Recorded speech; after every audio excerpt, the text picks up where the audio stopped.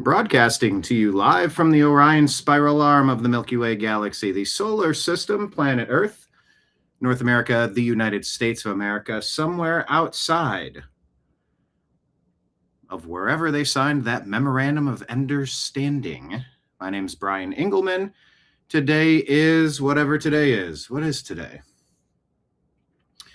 It's it's hard to navigate the mouse when you're petting your buddy, Mr. Bean. But my name is Brian Engelman. Today's Thursday, June 18, 2026. Thanks for coming up, Ben. And this right here, the thing that you are watching, it's called the TNAM Daily Show. TNAM, what does that mean? What does that stand for? Well, partially stands for I'm being with my chair here. A new chair may be imminent. TNAM, of course, stands for the New American Media because the old American media has failed you. Thank you so much for being here. A Memorandum of Understanding has been signed. Does this mean that a peace deal will be imminent? No, it does not. It does not. But what does it mean? It means a lot of things. We'll get into it. Also, are Democrats by and large not celebrating Independence Day? Why are they not patriotic? What is that about? We'll discuss. First, my name is Brian the Bartender. We're going to talk about all the stories on the TV screens behind me. Come on in, grab a seat at the bar, text your friends, share this show, invite them to join us. Let's double the amount of people that were here yesterday. Our bar can handle it. And we're going to talk about all the things. The show used to be called the Agree to Disagree Show because we need to be able to discuss things and we can agree to disagree. Not everything needs to be a big deal. I don't think strawberry ice cream is better. I prefer vanilla. I prefer chocolate. You know, I think baseball is a better sport than football, or something some might say. I think we should tax at this rate. No, I think we should tax at this rate. No, I think we should remove those taxes altogether. Disagreements. We're allowed to disagree. We can agree to disagree. Not everything needs to turn into some sort of Antifa, Democrat Party funded violence. Antifa, BLM, Trantifa, pick your domestic terrorist organization. You could just summarize as the Democrat jackbooted thugs component of their pseudo-political party that is really more, many say, like a domestic terrorist organization than a legitimate political party. Well, when you're polling at about 19% approval rating, you just kind of wonder how many places they would win anywhere if the voting was secure. Well, the voting is secure. We didn't have any court of law prove beyond a reasonable doubt that there was no. The evidence is overwhelming. See the lady in Los Angeles getting busted with the James O'Keefe report? Do you understand that Director of National Intelligence Tulsi Gabbard was down there in Fulton County, Georgia, looking into Maricopa County, looking into Los Angeles County?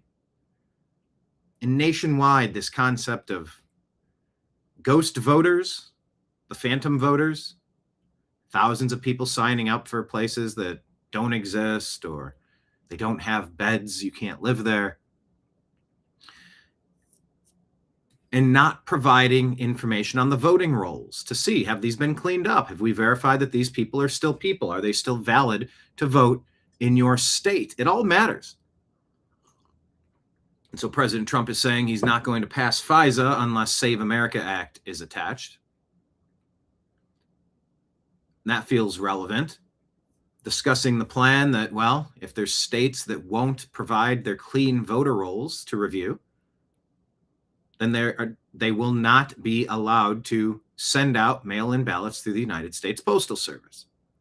There's a lot of ideas floating around, and you just kind of wonder what's going to happen next. And you wonder if you can lock down on fraud, the potential for fraud. Would it make a nominal difference? Almost nothing would change. Or would you see a drastic difference in our voting patterns here in the United States? Well, you look across the pond to the conquered nation of Great Britain, of England. You could look to a lot of Europe, maybe not Poland, and see what conquered nations look like. The freedom of speech is gone. The freedom to defend yourself and your family and your community is gone.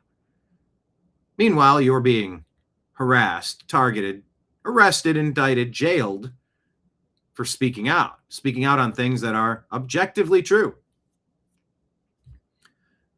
But they, the powers that be, the deep state, Democrat, New World Order, globalist cabal, yeah, you might not call them Democrats in jolly old England, but you know what we're talking about here.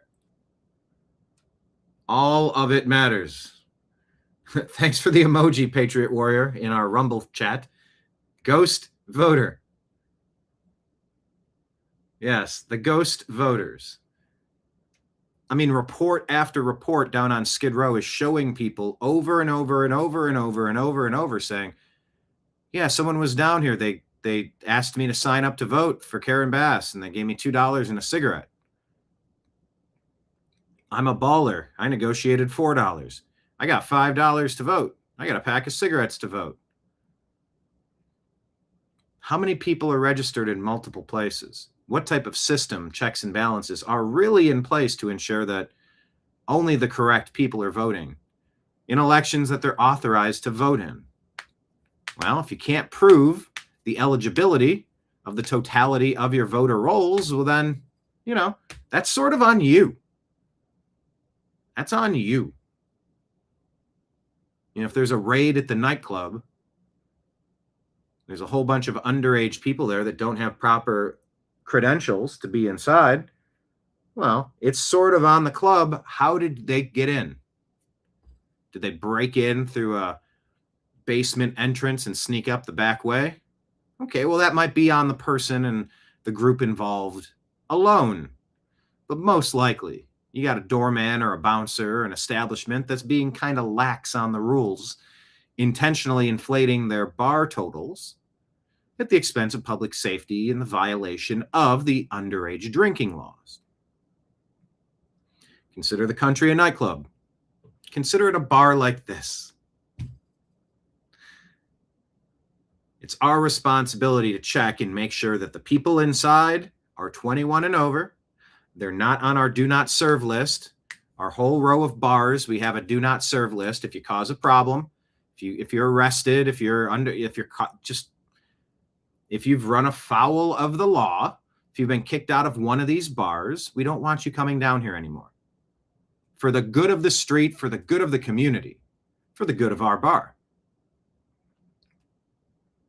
It matters. And if you got bar owners that are like, no, I don't care. Your liquor control agency, I refuse to let you in. Well, then you'll have your liquor license suspended. And that's the game of Russian roulette that the Democrats seem to be playing with the voter rolls right now. I had a conversation with somebody about the Save America Act, and they repeated these talking points like, well, it'll impact Republican women more because women who get married. I go, women who get married change their documents. So it's a bit of a hassle. But that's like the first order of business after a marriage is get your correct documents. Take your marriage certificate, take your birth certificate, take your driver's license, go to the thing, get the new thing. You sort it out. If you're incapable of doing that, then you're going to personally forfeit your opportunity to vote. That's on you, once again. So will the adults in the room please stand up? Will the real Slim Shady please stand up? We talked about Gavin Newsom and his wife being under investigation for massive fraud. One of the major sticking points being the accusation that in a small Indian casino was looking for approval to open, and it was suggested in no uncertain terms, it'd be a great idea for you to donate to the governor's wife's whatever fund, whatever charity. Okay, sure, pal. Well, will the adults in the room stand up?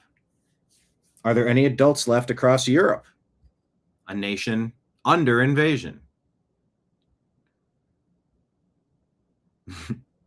Patriot Warrior, I love this bar. It's my kind of place. Just walking through the front door puts a big smile on my face. Welcome to the bar. And you know what? At the end of my shift will be over in a little bit, whatever time that is. I'm the producer, I'm the engineer, I'm the showrunner, I'm the on-air talent, I'm the researcher. I do all the things. Whenever my shift is over, I will slide you the tab here at lunch, and it'll say $0 and free cents. However, consider me your bartender to be akin to the guy on the street corner playing the guitar. I got my guitar case open, and hey, you can request some songs, you can sing with me, we can have a good time. If you like what you're hearing, please throw something into the tip jar. I work off tips. I will Hey, John, TNAM meme team. You know those signs that say "We'll work for tips"? Maybe I need to be holding up a cardboard sign that says "We'll pundit for tips." So if there's a way to put that into AI and put me in front of a bar, maybe I have much like I have this Moldavite necklace around my neck. Maybe I have some placard. I'm wearing a sign and it's punched through the cardboard. It's a piece of rope or something. We'll pundit for tips. And if you like what you're seeing, the ways to support the show are thrice. The ways to become a monthly sponsor. Little as $5 a month. That's like $60 a year. It's less than a cable bill. But it matters. If $5 a month plus $5 a month plus $5 a month plus $10 a month plus $15 a month, it all sort of adds up to, okay, well, there goes the fee for this restream. It's, I don't know, $800 a year or something like that. Hey, it'll pay part of the electric bill that I burned through with all these ring lights and the computer and all the research that we're doing here. It matters. So you can subscribe to us, the New American Media, on Patreon, Rumble, and YouTube. Patreon, Rumble, and YouTube. Just search the New American Media. You can drop a one-time Rumble rant tip or a one-time super chat tip just by clicking the button. And if you've never done this before, it's as easy as putting your credit card on file. You can always, you're like, I don't know, I don't want my credit card involved. You could dispute any charge at any point, like down the road. But all you got to do is set it up once, and then you tap the button, you go subscribe. No, I won't do $5. I'll do $10 a month. All right, cool. Awesome. So those are ways you can help us, as well as Venmo, Cash App. That's just my name, Brian Engelman, Engelman. Or what's the final one? PayPal, fuzzinstallment@yahoo.com. And that's all scrolling at the bottom of the screen if you'd like to support us. So we're going to talk about a lot of stories today. So let's jump to it. Buckle up, buttercups. The TNAM Daily Show starts now.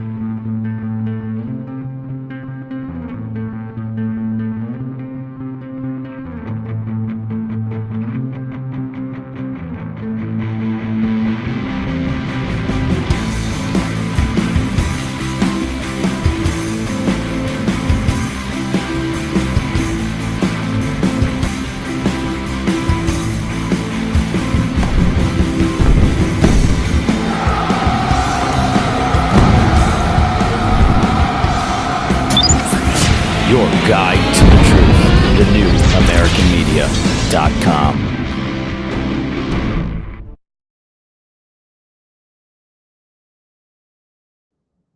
All right, everybody. Thanks for being here. Hit the thumbs up button, smash the like button, hit subscribe, put your notification bell on, follow the New American Media on Instagram.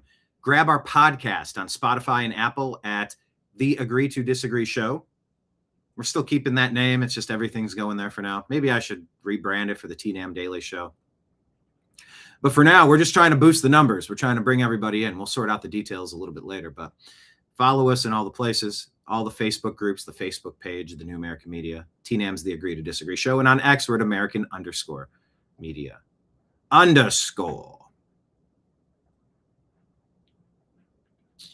All right, everybody, let's see who's here. Trash Panda checking in. Excellent. Mark, welcome. Welcome. Kenneth is in the house. Droopy Dog, happy to see you. Tally ho. Hey, that's a top of the morning to you. Tally ho. Good afternoon, good evening, and good night. David Ban. I don't know if we really put out an APB on you, but we sort of did. All Points Bulletin. Where's David Ban? Where's Northern David? Where he be? Where he is. Mark ordered a daiquiri yesterday, and at the beginning of the shift today, he's like, I'll take a Boilermaker and a pickled sausage. Pickled sausage? Look, I've worked in a lot of bars, from dive bars to nightclubs to restaurants, corporate chains, family joints, strip clubs. I've country clubs, private events, movie premiere parties, the Vanity Fair Oscar party. And I've never seen or served or eaten pickled sausage. Tell me more. Kenneth answering the question about Democrats less patriotic. Patriotic? No. Paid to be chaotic? Yes. They're chaotic. Yeah, they've bought the bullshit by the Marxist, socialist, Leninist, Stalinist, communist, socialist teachers, globalist teachers, and CNN and MSNBC and the Democrat politicians. They've been indoctrinated to hate themselves and hate this country. I believe yesterday, Bobby Kennedy, one of the major goals in my role in Health and Human Services has been to fully fund research into a lot of mental health conditions. We really passed a resolution yesterday funding what could be a lot of good work for this nation. That was in my stack yesterday. I don't think I got to it. But I really hope they can do something. Find a way to help these people that are just suffering from Trump derangement syndrome. And there are multiple reports coming out that John Thune is basically saying there's people that hate Trump so much, they're willing to not pass the SAVE Act and burn our country down just to spite Trump. So to the people who say Trump's not doing anything, Trump doesn't make a difference, Trump doesn't matter, Trump's just like the rest of them, they're all bad, nothing good is happening. It's like, hey, how about we sweep the midterms and get this red wave that has been perhaps artificially squashed term after term after term, 2 years ago, 6 years ago, 4 years ago, 8 years ago. I'm jumping around here, but you sort of get my point. But without the Save America Act, can you really get the red wave that should be coming? Or are you going to always have a Spencer Prattism? Just like President Trump had. You go to sleep on election night, Nithya Raman's giving her concession speech, and Spencer Pratt's moving on to the next round. I guess God wanted me to do this for another 5 months. Let's go. Something like that. Oh, but wait. No, we can't finish counting. Oh, wait. We're going to find a ton of ballots that are just, nobody anywhere gave a shit about Nithya Raman. But it just seems like every one of these late night polls, these late night ballot dumps, look, they all love Nithya Raman for some reason. The lady that said it doesn't make a difference if there's crazy, violent, junkie, homeless people sleeping 1 foot away from your school or 500 feet.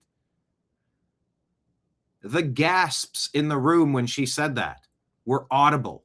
It was one of the most embarrassing political performances I've ever seen.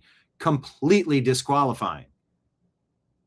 She rolled her eyes at the people that were aghast with her saying out loud, I don't care if you peons, was the implication. I don't care if There's a bunch of homeless people right next to the door of the school. I'm sorry, what? It's not a serious person, not a popular person. But if you drag it out long enough, oh, and look, the last batches, they're breaking hard for Nithya Raman. Oh, are they? I don't buy it. I don't believe it. Count your votes on election night or else we don't believe you. That's it. It's how we've always done things until 2020. This is not the new normal. This is an aberration. We should be aghast by that.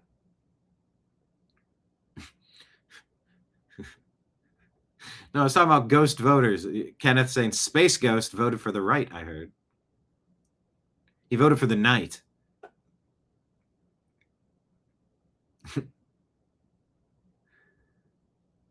Eminem went from Slim Shady to Dadgut Shady. Well, a lot of people have. Yes, cheers to Toby Keith. I love this TNAM bar. I said at the end of my shift, I'll pass you a tab that says $0 and free cents. Kenneth says at the end of my shift, I flush. Well, that's one way to do it. That is one way to do it. Okay, so the pickled sausages are red hot. They come in a gallon like pickled eggs. All right, I'll try one if I'm out. David's going to take a martini and a shot of tequila. Now, wait a minute. How do you want your martini made? Usually it's just vodka or gin. We're not mixing gin or vodka with tequila, are we? Or do you somehow want to sub out gin or vodka with a tequila martini? Shaken or stirred? Garnish. There you go. Garnish it with a spicy sausage. How about that? That sounded way dirtier than I intended. Yeah, I don't know about pickled sausage. I mean, pickled almost anything I'm usually down for. But Marion will take a martini and an espresso martini for dessert. All right, so we're going vodka on that one, clearly. Chocolate flavored vodka. Are we mixing any creme de coco in there? Any Baileys? There's 100 ways to make a nice espresso martini. All right, David's going vodka. Good. I like Chopin or Belvedere. I like Tito's is good. I like potato vodkas, personally. Hey, look at that. We've gained 10 followers on our Instagram feed in the past. Here, let me pull up on the screen. They've been messing with us on Instagram for a long time. But there we are. We're 26 followers away from being able to take this show live onto Instagram. So everyone, please jump over on Instagram and follow The New American Media. We used to be able to go live, and they restricted that, took it away, made us jump through more hoops, just like YouTube did. But thanks to your support, we've become monetized again on this channel. 15 years on YouTube for The New American Media. Something like 3 years on Rumble. We're on Truth Social, too. Follow us there, The New American Media. Start with a shot of tequila, but a good one. All right, so like let's do gosh, what was the really good one I had with the tequila? Went on a trip to Cancun. 2 trips to Cancun, actually. I'm thinking Herradura Family Reserve. I mean, we tried so many, but one of them was just, when you find good tequila is nice. Regular tequila is, if you mix orange juice or mix it in something, you go, okay, yeah, it's fine, whatever. If you're just having a sipping tequila or smashing shots, you want it to be a good one. Or on ice with a splash of cranberry, maybe some orange. Yeah, we got a holiday on Friday. Question of the day, tell us in the comments. What do you have planned for this holiday? Also, what do you have planned for Independence Day? Call it Independence Day. Don't call it July 4th or 4th of July. Call it Independence Day. That's what it is. Marion does Tito's. Yeah, that's Texas vodka. Exactly. Kenneth follows Budka, the Russian DD artist. I'll take your word for it. But follow us right there, The New American Media, on Instagram. so that we can... Evan, thanks for joining us. There we go. So that we can go live. All right, let's jump into the news, shall we? This is pretty wild. We have the data says Snapchat just unveiled AR glasses. You've seen the Meta glasses. They're going to be called Specs. They're going to retail at $2,195 a pair. $2,195 a pair.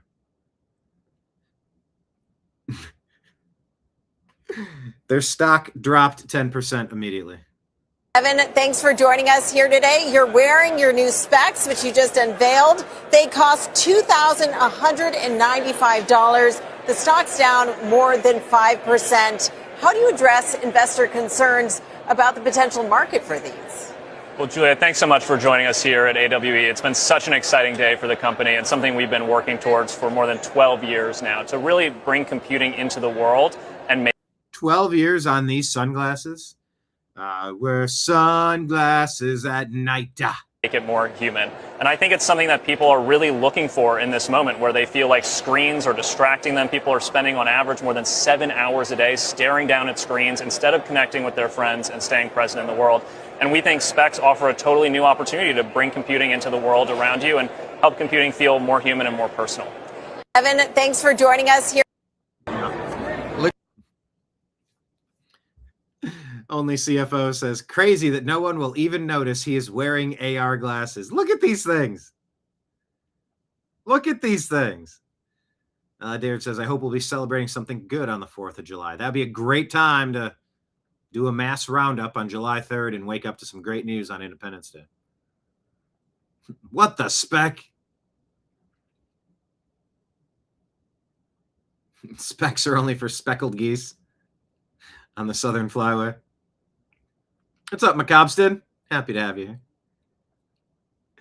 And the $2,200 price tag is just perfect for Snapchat's 12-year-old to 16-year-old primary users. Looking good. Oh, thank you. I appreciate it. Thanks for coming. Yeah, thank you. Thank you. Evan Spiegel showing it off. Yeah, thanks, guys. Thank you. Look at these things. They are goofy and cartoonish.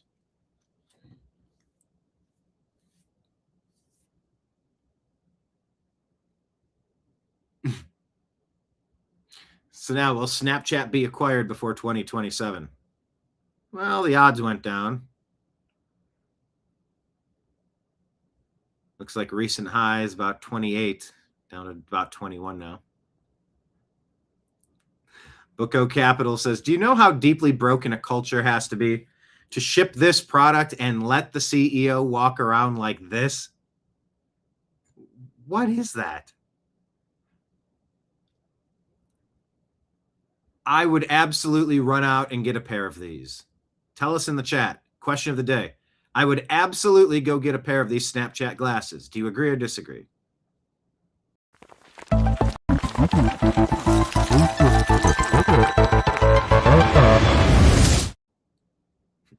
Do these glasses make me look stupid? Well, Patriot Warrior in Rumble, you know. Instant classic. Snap stock falls after AR Specs debut.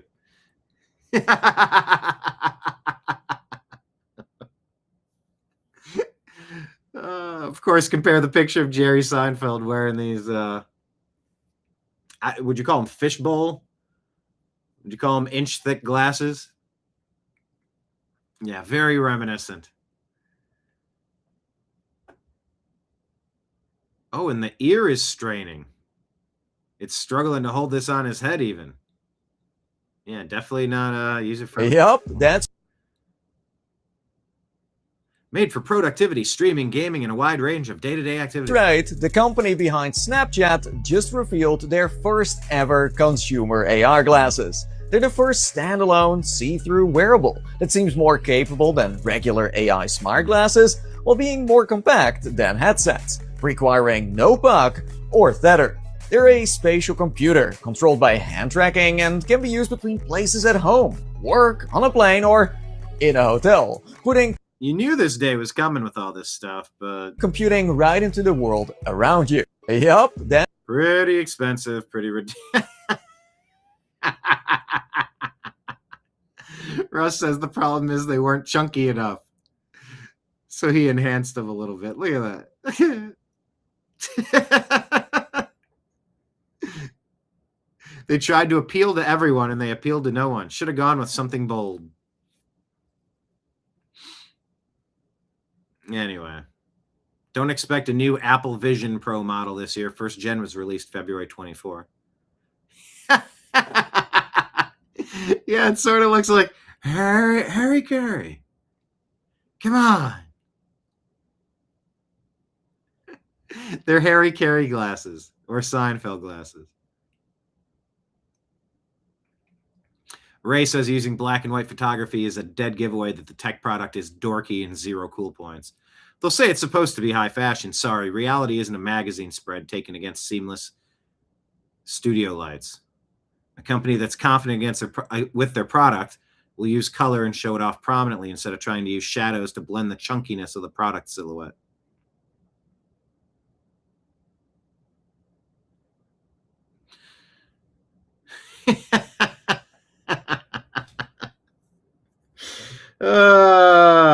You gotta laugh sometimes. Oh, they're saying Snapchat stock is down 17%. What's it at? 4.76. Here, let's see the current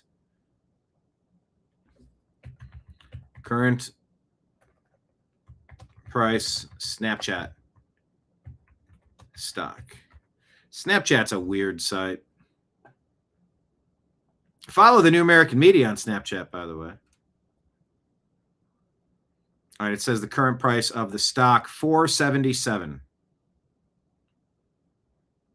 $477. So it's roughly about the same. Well, 474 or 477. It's right in the 4.76. So yeah, down 17%, almost 20% since they announced it. Snap reported $1.79 billion in total research and development expenses for 25. First quarter 26, Snap reported $478 million in research and development. That's $2.6 billion spent on the ugliest pair of glasses ever made. That's insane. Yeah, it's even lower than 521 now.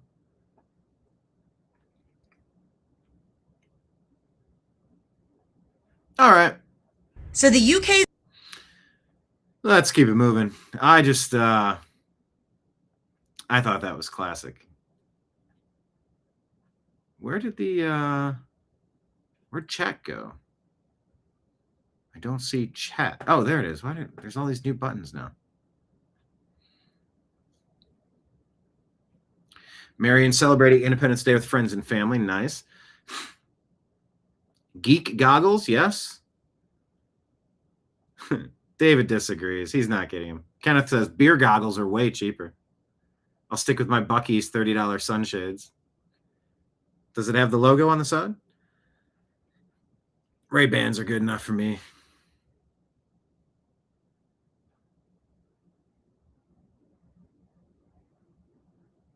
Hey, do those glasses include a fake nose and mustache? Hey, try the steak. Get no respect, no regard neither. Yeah, it reminds me of the cyberpunk memes. That's very fair. Very cyberpunk. All right, from cyberpunk to punk. MRC put this out. Who's this real? Brittany Hughes. Why is this UK story not front page news everywhere? So the UK's Independent Rape Gang Inquiry has released their 219-page report on the so-called grooming gangs that have been sexually exploiting girls throughout the UK for more than 70 years. And what they found is worse than the Epstein files, which is probably why you're not going to hear a whole lot about it from the media. In fact, not one single story yet on any of the major news networks, the New York Times, the Washington Post, or the Wall Street Journal. They're too busy water testing the reflecting pool like it's a CSI episode. So here's what investigators found. Buckle up. They estimate at least 250,000 girls across the UK, predominantly white, have been sexually assaulted by so-called grooming gangs since the 1950s. As much as 95% of the abusers were Pakistani men, and the first-hand accounts are almost too vile to describe. Women, including young girls, have been drugged, trafficked, gang raped, tortured, and passed around like community garbage bags by Muslim men who were led into the United Kingdom and their descendants. Multiple women have described being assaulted by large groups of men as part of Islamic religious rituals. The report also describes widespread efforts by British authorities and town councils to downplay, ignore, or outright cover up these crimes for fear of being called racist and Islamophobic. Authorities, including social services, consistently failed to report the race of the perpetrators or the religious motivation behind the crimes. Investigators said that in 13,000 cases, Keir Starmer, who's now the British Prime Minister, but who was formerly the Director of Public Prosecutions, reportedly dropped charges against men found to be sex trafficking girls and let them off with a warning note. Almost all of them were Pakistani Muslims. Many victims who tried to get help said they were handed birth control instead. In fact, multiple women said they were sent back to their abusers after local health and social services declined to help. One girl was found to have multiple internal injuries and STDs in her throat and genitals. She was handed back to her Muslim abuser anyway. This is real. It's about 1 billion times bigger than the Epstein files. It is the true story of how a Western nation let demons through its gates and then turned a blind eye while their own women were passed around like a bong because they didn't want to be called racist. It's the story of how mass, unfettered migration ruins civilized nations. And it's the story of how Islam is a violent and perverse ideology that is built on the degradation of women and children. It treats its own women like breeding cattle and non-Muslim women like cheap toys who were put here by Allah to be violated. All cultures are not equal, and this one sucks, and it should be sent back to the hellhole from which it came. And everybody who is complicit in this garbage should be rotting in prison. Or found guilty and capital punishment should apply in cases of torture like this. Don't call it abuse, just call it torture. Ongoing, systemic, premeditated torture.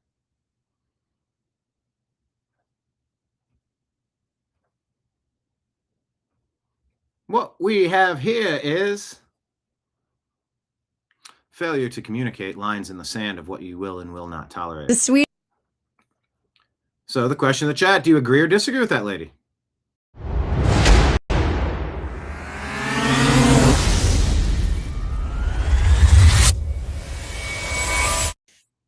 That lady being Brittany Hughes. The Swedish Bridget Fetisi. Found her, and her stuff is kind of interesting. Pretty new to this. Swedish woman named Elsa who discovered... Hello, Elsa. Elsa, are you just AI? Are you a real person? ranch dressing. She just discovered ranch. A lot of Europeans are just now discovering ranch dressing and going, why have I not been told of this? Nectar of the gods? Did the ranch dressing start out on a Texas ranch or something? Where did ranch start? And she's like, why did no one tell me ranch sauce is like crack? Europe, we need ranch ASAP. This is where it starts, Elsa. Ranch is the gateway drug to American culture. First it's ranch, then it's Buc-ee's, then you're marrying a guy with a pickup truck, a gun, and a boat for weekends at the lake. A simple man who owns an HVAC servicing franchise. Free AC for the rest of your life, Elsa. It's not a bad deal. Elsa later posted. Not a bad deal. By the way, according to Grok, ranch originated in Nebraska. Steve Henson in the early 1950s. While working as a plumbing contractor. There you go. A plumbing contractor. Well, she was talking about an HVAC. You know, there's plumbing and HVAC. He was feeding his crew in the Anchorage, Alaska area. He mixed buttermilk, mayo, herbs, and spices to make a tasty dressing that his workers loved. Popularized in California. They bought a dude ranch in Santa Barbara, California, and renamed it Hidden Valley Ranch. The dressing became a huge hit with guests. Oh, it was Hidden Valley Ranch created it? Not a sponsor, but hey, I'll read your on-airs. They started selling dry seasoning packets by mail so people could make it at home. In 1972, they sold the brand to Clorox, which turned it into the massive Hidden Valley Ranch company that we know today. It's a great name. Hidden Valley Ranch was shortened to Ranch. It's now America's best-selling salad dressing. minor competing claims about similar recipes, but Steve Henson's version is the one that became the standard ranch we use on salads, wings, pizzas, etc. Hey, why they say from Nebraska? It said born in Alaska, made famous in California. That's a classic origin. I don't know where Nebraska comes in, but all right, well, there you go.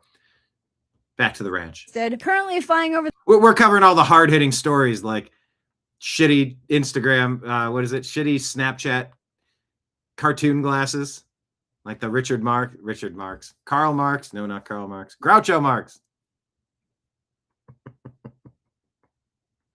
What's that Gary Shandling joke? Pretty excited. I got a date with Miss Georgia. Well, a former Miss Georgia. Well, George Foreman. It's one of Norm Macdonald's favorite jokes. Over the mountains of Colorado with faster Wi-Fi than I have at home. What are we doing wrong? I cut that off, but she said, I'm on an airplane traveling through the mountains of Colorado in the sky, and I have faster internet than I have at home. Wrong in Europe. The USA has completely radicalized me within 48 hours. That part right there. Yeah! That's because it has completely radicalized me. This is what you're not supposed to import the third world to gum up America. You're supposed to be America to export awesomeness other places. But of course, the deep state Democrats and rhinos have a really awful idea they've been implementing over the years. Because we innovate, Elsa. The last thing you guys invented was the printing press. No, I'm just kidding. It was World War. No, I'm just kidding. The last thing Europe invented was America. And then we set ourselves free. Anyway, just kind of funny. I'm loving the whole series of people coming to America and becoming radicalized. We need good radicalization, not bad radicalization. Yes, macabre in the world is insane. Question of the day. 100% agree they are not normal. Do the ranch dance.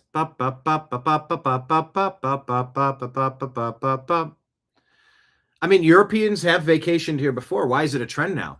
Because for the past 20 years, we've had nothing but pretty much incessant globalist influence overthrowing the nations across Europe. All the globalists who have been installed against the wishes of the indigenous populations of these countries. You got to use their own words against them with this indigenous stuff. Yeah, but what do you have against the indigenous people of America? You slaughtered them. Number one, no, I didn't do anything. Number two, nobody's indigenous to anywhere. Everybody's a migrant, right? Came over from the Bering Land mass, Bering Strait. Nomadic Indian tribes. Native American, they're native to here. Go back to the Bering Land Strait. They're native to somewhere else, Mongolia.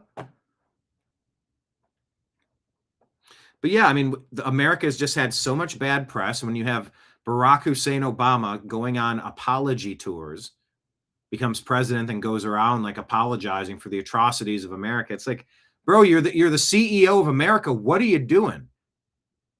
He always viewed himself as some sort of global leader, not an American president.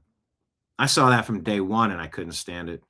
So yeah, we've had a year and a half of America. It's the hottest nation right now. We have the World Cup. They said, sir, do you want it or do you not want it? I said, bring them in, but you got to go home after. No illegal immigration. We don't do that here anymore. Barack Hussein Obama, or Barry, as they call him, or Big Barry. I don't know, whatever they say. A lot of people say. We've been hyping this country up for a year and a half. It feels different. And yes, the lying legacy media, the used to be fake, mainstream media. Now they're just lying legacy media. Their tricks aren't working on people. You still have the degenerates. You still have the Trump derangement syndrome sycophants that are just addicted to waking up and trying to, what am I going to be angry about today? Tell me, CNN. How about try being happy? Go out, touch grass. Build something, clean something. I'm sort of addicted to this page on Facebook. I don't know how to, I don't know the name of the account or the name of the person. Otherwise, I would cite them. I try to cite ideas and taglines and things that pop into my brain. But her account is like day 17 of microdosing a home repair project to make my house nicer. And it's like this area that's all scuffed up. So it shows her, she goes over, she cleans it off. Then she takes out the sandpaper and she smooths it out. And then she puts primer. She'll do putty and fill in holes. And then she'll sand it or whatever. She'll paint it and then go, ta-da, the before, the before, the after. I've been mega dosing home projects this year. From painting the stucco wraparound on the whole house to power washing the driveway and fixing all the cracks in the concrete of the driveway and painting the shed, well, repairing and then painting the shed. I've been macro dosing home projects. It's been a long season, a long spring and summer. And I feel good. I can now, even just painting the hand railing on the back steps. And it's like, it was so bad before. But what I like to do is power wash it and just all the dry rot, the wood rot, or the places that have failed on the shed, blow them off with the power washer, and then patch them, and then paint it. So I mean, for months I would walk in or out of that door, and I'd glance at the shed and go, ugh. Felt like Sideshow Bob stepping on a rake.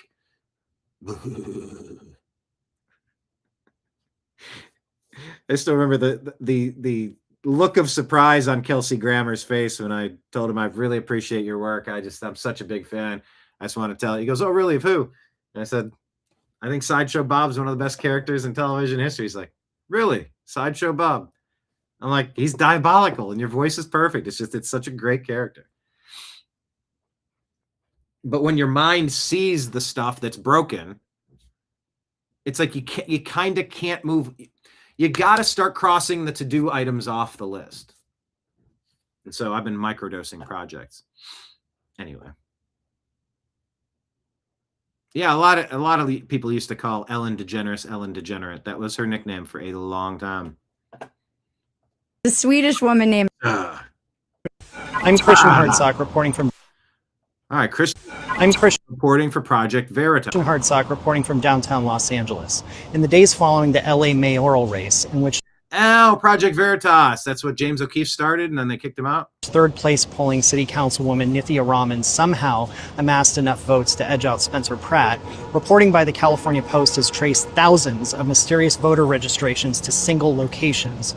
Now I'm standing here on LA's Skid Row in front of homeless shelter Midnight Mission. Yeah, and Midnight Mission was something that I contributed to every year. We would cook turkeys.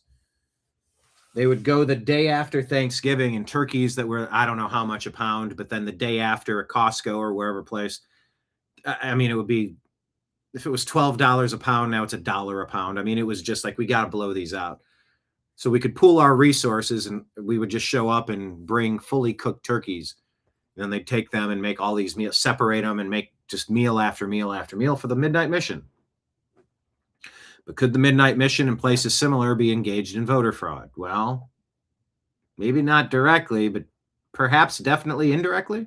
Where 1,160 voter registrations were identified, despite the facility having only 120 bed capacity. Now, that sounds weird, 120 bed capacity and 1,600 voter registrations. Well, people come and go from there. But are they still living in the area? We don't know.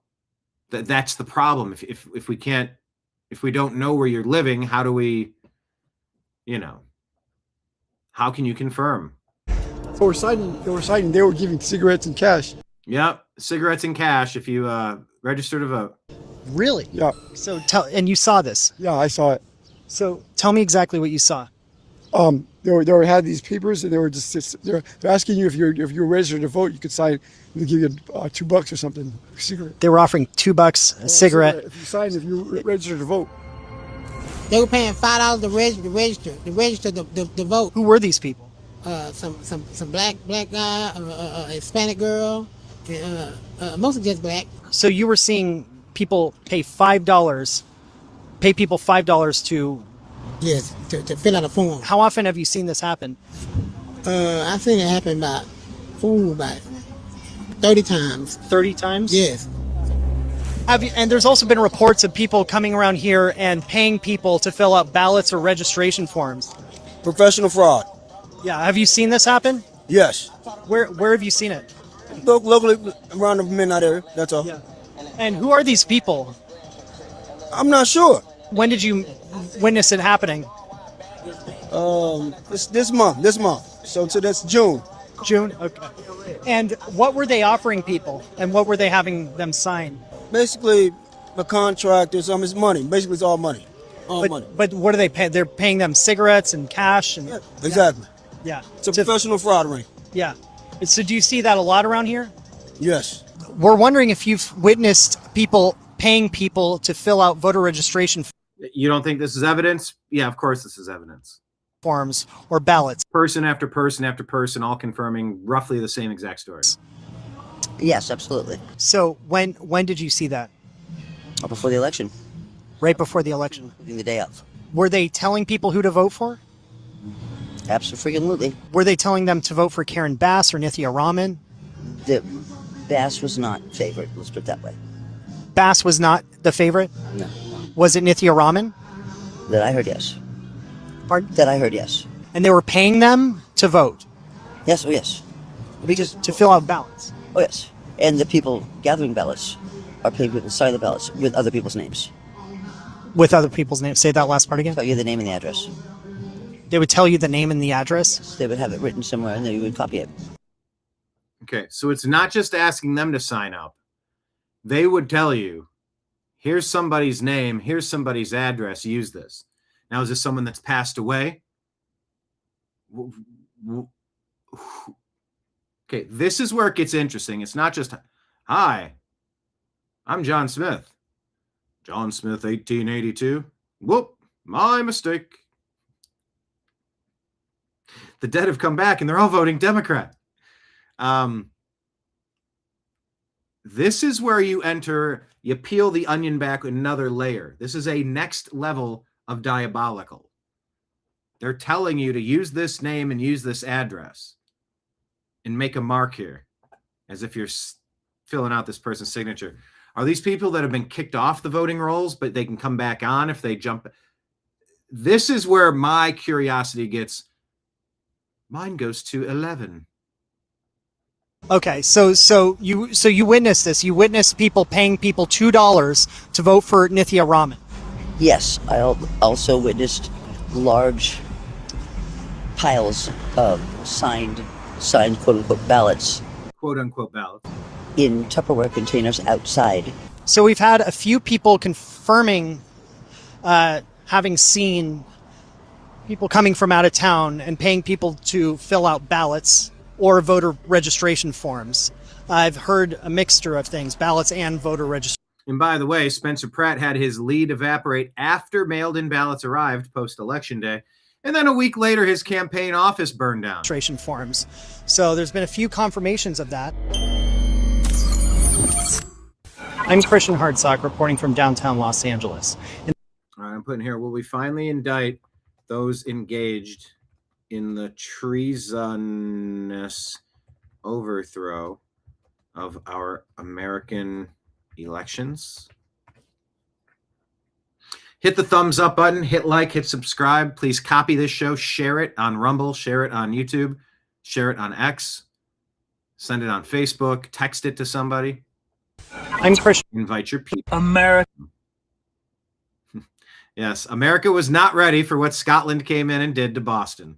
And this stuff is fun. I guess this guy's been living in the States for a year. I don't know if he's a citizen yet or what his story is exactly. But I did follow him, and I looked through a couple stories. He's been here for a little while. America simply was not ready for what just hit Boston. And I'm talking about the Scots. The Tartan Army, the Scots, came for the World Cup. I've been absolutely loving the videos of the Scottish people hitting the streets, bagpipes everywhere. The Scots are loving it.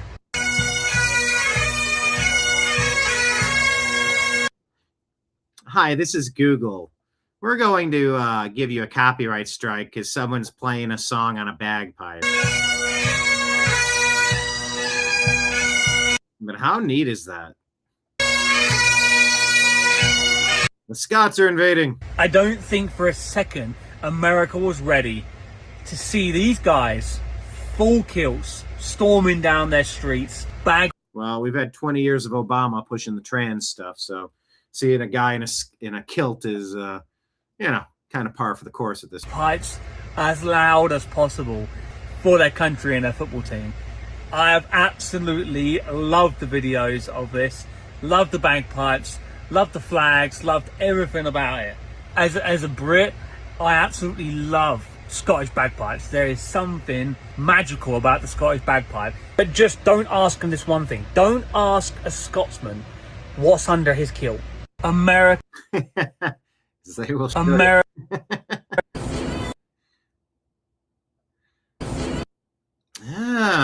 Now here's something I wasn't aware of. This says, isn't it weird that after Oliver Tree goes on a podcast and states that the U.S. government used his songs as a torture technique, he dies shortly after? Did you ever hear this? Actually, the word got back to me. So about 2 years ago, the U.S. government was using my music to actually use torture techniques on people. And that's Mario Lopez. I think Adam Carolla has suggested that Los Angeles rename a lot of things in L.A. to Mario Lopez Lane, Mario Lopez Day. It's a whole thing that he does. But the U.S. government was using this music as torture techniques? I'm not kidding. I'm not kidding. I wish I could say. Which one? All of them. Using all of the songs. I wasn't familiar with this guy's music, Oliver Tree. One specifically, so Life Goes On was one, and then Miss You, and then there was Alien Boy and Hurt. One, Miss You, Alien Boy, and Hurt. Okay. So he was definitely on their radar. Trinipop says, at this point, I can see why many celebs just stay quiet. Hellion says, can we please stop using tragedies to fuel conspiracy theories? Thanks. Well, there's that too. Something to chew on. Let me know if you find any other Legos that connect. I don't want to wait. And once again, we're just going to remind you of this because, while the SPLC is paying KKK members to open up joint accounts and have torrid affairs with them and push racist narratives that they're behind so that they can use that. Make sure you get that filmed for propaganda, and then we're going to fundraise off it hundreds of thousands of dollars worth. The Chicago Burning Cross was built by a gay socialist to smear MAGA. Now, I don't know if he's gay. Sounds like a socialist, though. I don't want to wait until he may or may not get impeached. I want him gone right now. On that video, are you threatening him? Talking about President Trump, I believe. No. You say that you think that he should be brought to an end. I said he deserves to stand trial to the American people. Some paraphrase, I guess. But I think you use the word end. That's what I mean by end. I mean, by end, I don't mean like a civil war, if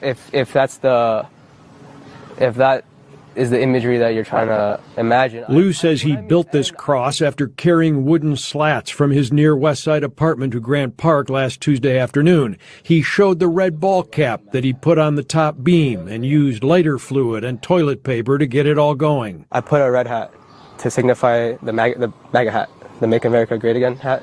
So that was... yeah, that's what I tied on top. But that's not visible in the one video that was taken by a motorist. Lou says he was protesting what he calls MAGA Christian nationalist supporters and the Trump administration ruling class. He's just scamming people. We're just scamming out of money, right? And I think that's a great reflection of how this country works right now. I don't want to wait until he... So if you hear that story, you just need to be equipped to push back on. I don't want to wait. For that. Now, what is this? Victoria Brooke put this out. Haven't seen her in a while. She said she's getting massively shadow banned. And I replied, I'm like, yeah, I've noticed, because I used to see your stuff and share a lot of your stuff. Now I haven't seen you in weeks, it seems. What do you make of this? Former Deputy Director Dan Bongino. Closer you get to God, the harder the devil works on you. Well, the devil's working overtime now. He's cashing in that OT check. Probably spreading the wealth around too. Folks, something else is going to happen. If this is the last show I do, or Erica, or anyone else, I just want it on the record that I was on the right side of this. I think he's been threatened. And by the right side, I don't elevate myself or my character above you or anyone else. I just mean like the non-demon side. Closer you get to God, the harder the devil works on you. Well, the devil. And you'll see that when you see the agreement, but it's appropriate that we release the agreement. And we did send a copy to Israel, by the way. They've been a good partner. Again, I think they could do better with respect to Hezbollah. I'm not saying they shouldn't protect themselves. I'm saying when 2 drones are shot into the desert and drop harmlessly, you don't have to knock down buildings in Beirut. They could behave better. And frankly, they could do a better job. I love them as a partner. They were terrific. But they could do a much better job with Hezbollah. On that, I don't think they're doing well. And I feel very bad for Lebanon. Lebanon's been, it was a great culture. They had the professors, the doctors, the lawyers. It was an incredible culture, maybe the highest in the Middle East for years and years, centuries. And for the last 50, 60 years, they have been just trash. And you'll see that when you see the agreement, but it's appropriate that we release the agreement. And we did send a copy to Israel, by the way. You don't hear Trump being as critical on Israel as many people wish they would hear him be. But he certainly is in this clip, is he not? Oh, yeah. Are these related? I don't know. Yeah, U.S. and Iran officially signed the Memorandum of Understanding to end the war effective immediately. Now, what does that mean? It means a lot of stuff. It's like a 60-day not continuous. For the next 60 days, there'll be a continuation of the discussions to finalize key points. But the major points, we're not going to do this. You're not going to do that. They're not going to do this. We will do that. They will do that. And there still are internal struggles happening in Iran. It's almost, day after day, week after week, you would hear, it's like, well, who are we even negotiating with? And then you hear, well, they're on the verge of signing a peace deal, and then Israel made an attack, and they don't want it to end. Well, Russia, oh, well, they're on the verge of signing a peace deal, but Zelensky launches another attack again. He can't allow the war to end, or else he'll be indicted and maybe strung up for war crimes. Who knows? In war, you don't know. It's hard to report on stuff in the war, whatever war we're talking about. It's misinformation and disinformation at the highest level. But a memorandum of understanding has been signed. And it's not going to be taxpayer money in the fund that will sort of keep Iran in line, if you will. If they don't abide by the terms of their agreement, then they get nothing. If they abide by the terms, peace continues. And we've dictated the foreign policy for the next couple decades, at least, it seems. What will inspections look like? Are we going to position people at all these locations at all times? Are we going to install camera systems, unhackable, or like we have to give you a heads up if we're coming? We have to ask your permission. We're doing what we want. We're showing up and you must open the gate, or else, or we're going to have, I don't know. And part of the deal is that the details are to be kept close. There's been a lot of reporting and misreporting, but we do have some stuff from J.D. Vance we'll get to in a little bit. But, you know, I'd say it's a good thing, at least, that we have a memorandum of understanding. Does that mean it's over? It means we're trying to get it over. And oil barrels are dropping. European nations, other Middle Eastern nations, China, Russia, they're all realizing we might want to set up additional energy sources. There will be no toll charges in the Strait of Hormuz. It'll be international waterway. I believe that's part of it. No nuclear weapons. Oh, it's the same as the Obama deal. The Obama deal where Iran developed nuclear weapons. That's a pretty key difference. I don't see that as legitimate. But there's also going to be a rebuilding fund from the other Arab nations. I have a post on X that I'll get to in a second. Lays this out kind of in detail. But now you have Oman, Saudi Arabia. It's essentially sort of like an expansion of the Abraham Accords. And at the time, some people are like, oh, the Abraham Accords, you're just getting people that are already in agreement on these things to sign a meaningless document. And you go, just let it cook. Can you not be negative for once? Can you be positive for once? Can you not be negative? I use two negatives, which is a double negative. How about just use a positive and stay positive? How about just do that? But now the other nations around are in, it's sort of like if you have a constable or a sheriff or a National Guard or somebody that deputizes, think of Young Guns. You deputize a group of young guns to kind of police the area. Well, the surrounding countries around Iran that don't want these lunatics to have nuclear weapons, well, you know, there's a way that we can maybe pull back, withdraw from this region. Now you have a localized community of young guns that are going, and I know the terrible name swap.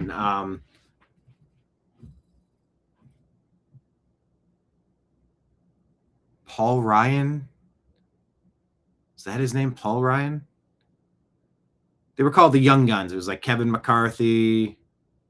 Paul Ryan? Am I saying that right? Is that his first name? They were called the Young Guns.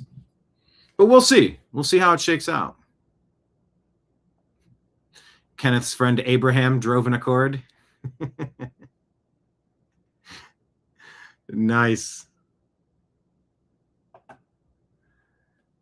Mark's got to go do adult stuff. Now, what are we talking about adult stuff? Close. Is this not adult stuff? Is this kiddie stuff? What are we doing here? Is this child's play to you, Mark? No, but really, though, what is adult stuff? Or is it so adult we can't? The first rule of Adult Stuff Club is you don't discuss adult stuff. They took Charlie Kirk, a potential future U.S. president, off the playing field. So let's never forget when Charlie Kirk revealed how to escape the mainstream media narrative. Call it lying legacy media. This is from August 23rd of 2023. Break free of the mass media simulation that seeks to control you. You understand they want to make you permanent consumers, addicted to government programs, substances. They don't want you to trim. They don't want you to be healthy. They don't want you taking the best supplements or eating the best food. They want you to be androgynous consumers where you are miserable. You are quite honestly depressed on antidepressants all day long. The best way to break free of that is to say, okay, I'm not going to consume what the mass media networks are feeding me. I'm my own sovereign being made in the image of God, and I am going to flourish beyond the bad guy's wildest imagination. That's how you break free. They didn't like that message, so they offed him. That's how you break free. Back to Ranchgate. TSA is now involved. issued a warning to those visiting the U.S. for the first time for the World Cup. The TSA has. There are many videos of people trying all sorts of different American cuisine. Oh, yeah. Cracker Barrel. Oh, yeah. I mean, all sorts. The most In-N-Out Burger. popular is actually not a food, but a condiment. Ranch dressing. This was hilarious. Yeah, ranch. They did a tweet or a post on It's popular everywhere. X. TSA kind of poked fun at the new trend. Created in America, so we know that. With a few warnings, one post said, days since the last airport ranch incident. 0. Another Days since the last TSA ranch incident, 0. post said, pack ranch in your checked bag on the way home. Don't put it in your suitcase. Commenters under the post gave some friendly advice. One Yeah, what is the advice here? Yeah, just say it's therapy ranch. person added, wrap it in a plastic baggie just in case it explodes. Good idea. Tons of other people suggested a smaller, mess-free substitute with the ranch dry mix packets. One commenter said, mix it with buttermilk and mayo and then just, make it your own. TSA. Yeah. We replied, that's my seeing eye ranch.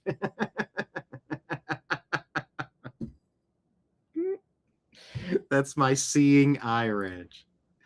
TSA. Gentry Giver says, if you want to hate America, watch the news. If you want to love America, drive through it. Look at these pictures. Chrissy says, unfortunately, Americans themselves really need to heed this advice. The World Cup is going to end, and Freddie will have seen more of our country than many of our citizens. It's just gorgeous. We're blessed to be here, and America is an exceptional nation. Alex Armstrong says EU Parliament erupts into chants that say send them back. What date did this happen? EU Parliament erupts after approving 418 to 218, a reform of the Return Directive to speed up deportations of illegal migrants, enable longer detentions up to 2 years, and allow return hubs outside the EU. This is seen as a turning point in the EU Parliament, which has been heavily pro-immigration and has even punished individual national states for taking tough stances on illegal immigration.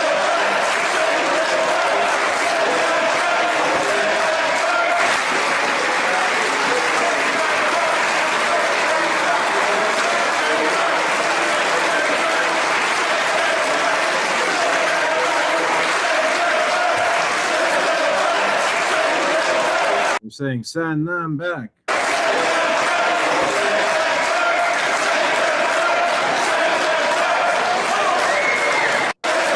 Okay. I'm not certain if the context in this reporting is completely accurate, but that's how Alex is reporting that. Little TNAM humor for you. Follow our Facebook group, TNAM Humor. Did you know we have a TNAM Humor group? Kenneth does. Kenneth's in there.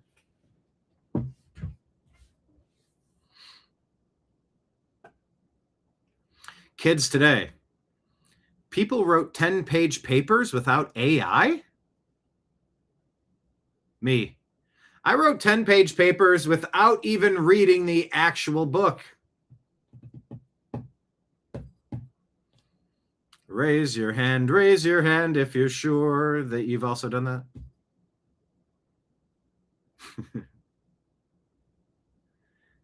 Here's a thought from Chris. Maybe groceries are so expensive because 42 million people get theirs for free. Just a thought. That's pretty good. By the way, hit like, hit subscribe, share the show with a friend. Consider signing up as a subscriber, supporter monthly on Patreon, Rumble, and YouTube. And consider dropping a Rumble Rant, Super Chat, Venmo, Cash App, or PayPal tip over in this direction, please. All right. Let's kind of have some conversations about illegal immigration. This kind of goes how you would expect.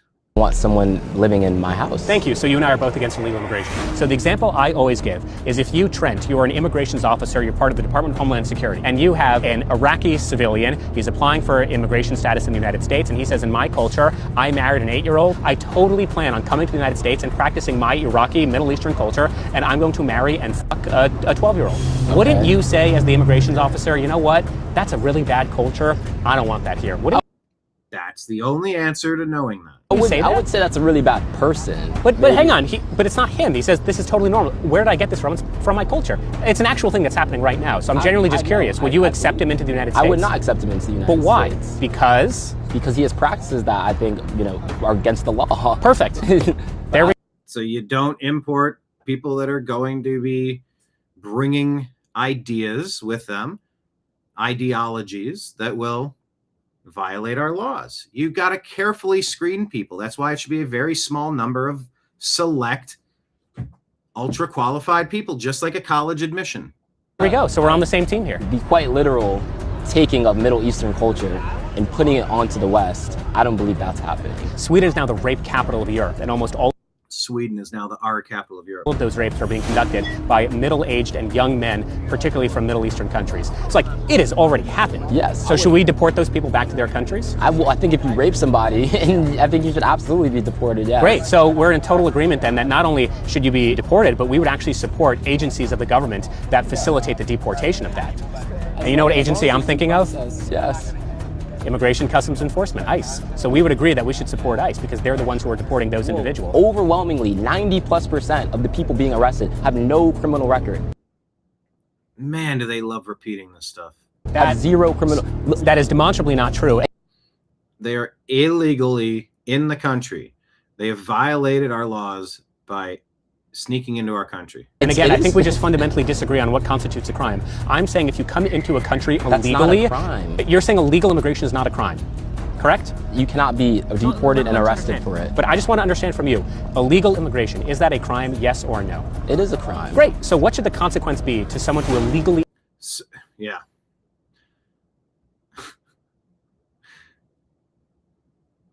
Sneak into Disneyland. You don't have your ticket stub, sneak onto a bus, don't have your ticket stub, you're removed from the bus, or you're arrested in the process. I mean, goodness. Immigrated into a country. There should be a process. Agreed. But what should the punishment be? I don't think there should be punishment. So no punishment. Then what process? If he wants a process to determine if you're in the country illegally, and then once they determine you are, then nothing happens. There's no punishment. Then that's not a process. Punishment at all. You can come into the country illegally and nothing should happen to you. That's your position. I'm not trying to sound like a dick. I just want to understand the root of your ideology. Would you be comfortable telling me and the camera the address to your home so that we can live in your home? And then if you get tired of us living in your home, I think the best way to go about it is just renovate your house, create a third bedroom so I can live there. Would you be comfortable doing that? No, I wouldn't be comfortable Why doing not? that. Well, I mean, I don't want someone living in my house. Thank you. So you and I are both against illegal immigration. I don't. Some of these conversations are nice. That was let's do something. All right. I don't. Just trying to watch the mental gymnastics on it. Hodge twins are saying Mayor Johnson holds media availability, allegedly blames white hatred for burning cross. Reality, it was an Asian socialist anti-Trump activist, Merlin Liu, posing as MAGA with a cross and a MAGA hat.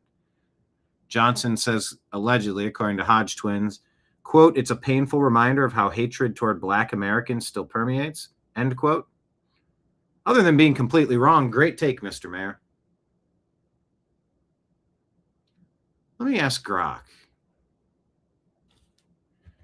Did Brandon Johnson cite Black hatred for Chicago burning cross?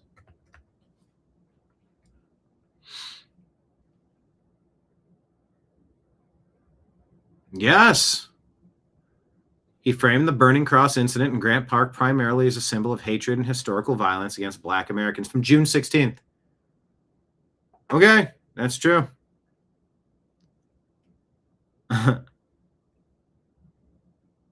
He's a University of Illinois Chicago resident, admitted it was a protest against Trump MAGA, not a racist attack on Black people. Oh, he was later charged with a hate crime and arson.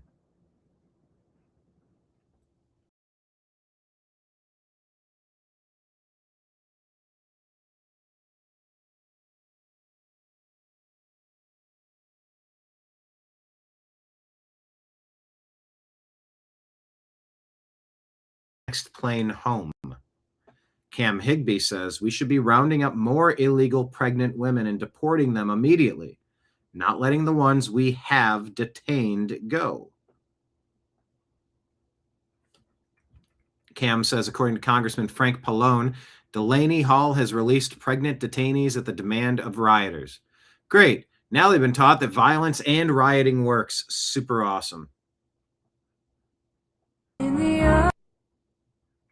Want to see the difference between G7 summits? Joe Biden wandering off. Maloney's like, hey, come on over here. Okay. Hello. I'm the boss. Trump comes in and says, I'm the boss. Da-da-da-da-da. From I'm lost to I'm the boss.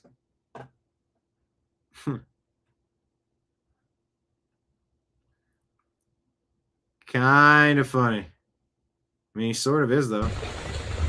Hello. I'm the boss. I'm the boss of the G7. Gates of hell, but I won't back down. Script here says, actually, no. Nowhere in the Bible does Jesus tell us to love, respect, and be accepting of Islam. So, just by the way, that's not a thing. Right Angle News Network says, here's a clip of a UK refugee council using girls as young as 12 years old to encourage migrant men to come to the United Kingdom. It's resurfacing amid the release of the grooming gang inquiry report. Jail isn't enough. Look at this. Hello and welcome to Wales. We understand being a refugee isn't easy. They go through so much.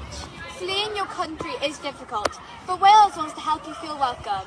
The Welsh Refugee Council is here to help you. Wales is seen as a nation of sanctuary. We welcome anyone and everyone. We recognise your skills and talent. The Welsh Refugee Council offers a lot to support, including ESOL classes, which means English for speakers for other languages. It may be hard to learn our language, so we offer support. Employment. You may feel stressed about employment, but we can help. They help you to apply for bank accounts, child benefits, and they can help with housing. It's very important to have a warm place that you can call home. Education. Why are these people, why are they all Communities here in Wales. IKEA works closely with the Welsh Refugee Council, providing jobs for refugees that come from all over the world. We understand that you have been through a lot, and that is why the Welsh Refugee Council is here to help you. Thank you for listening. Communities here in Wales. This is all sorts of bad. Oh, Europe.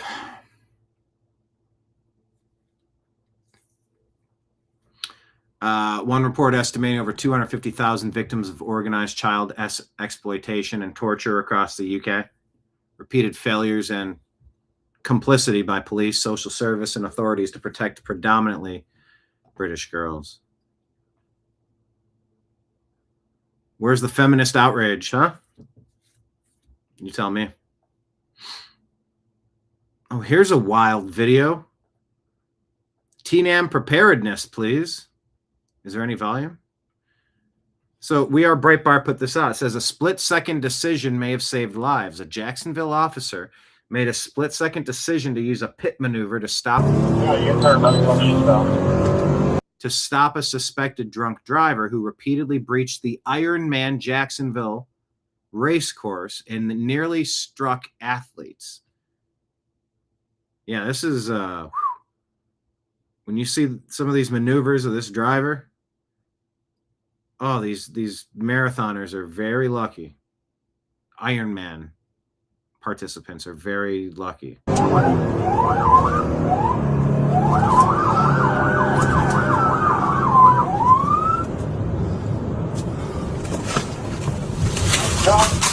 that's funny, Kenneth. Is Trump from Boston? See, this guy's pointing down this way. He goes, yep, go there. Yeah, do what you need to get in drive this off before he gets in the rotor traffic. And they are not slowing down.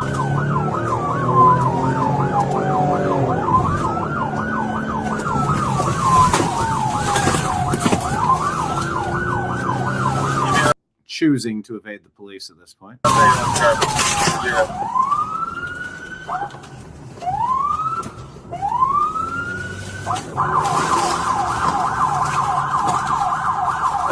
Right there. Could have smashed all these bicyclists. And no situational awareness. Got in the cop's way. William says today on how to turn a DUI into 20 years in the state pen.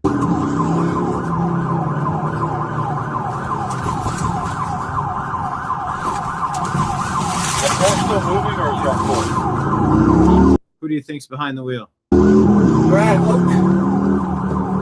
Rosal and Oak. Eastbound.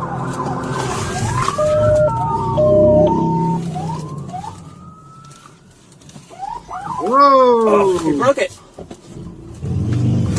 Very bad idea. Get out of the way, motorcycle.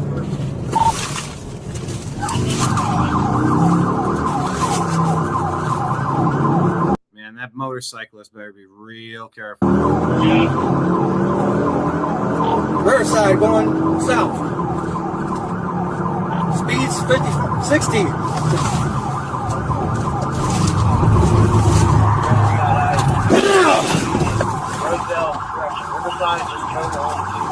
Man.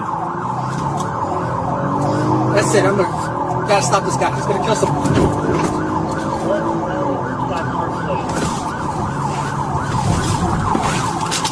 If he is heading towards the runners, stop him.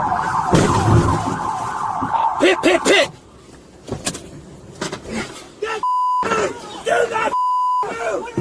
Do not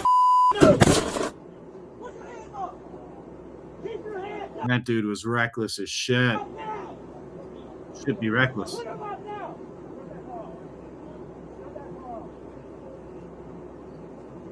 What a dipshit.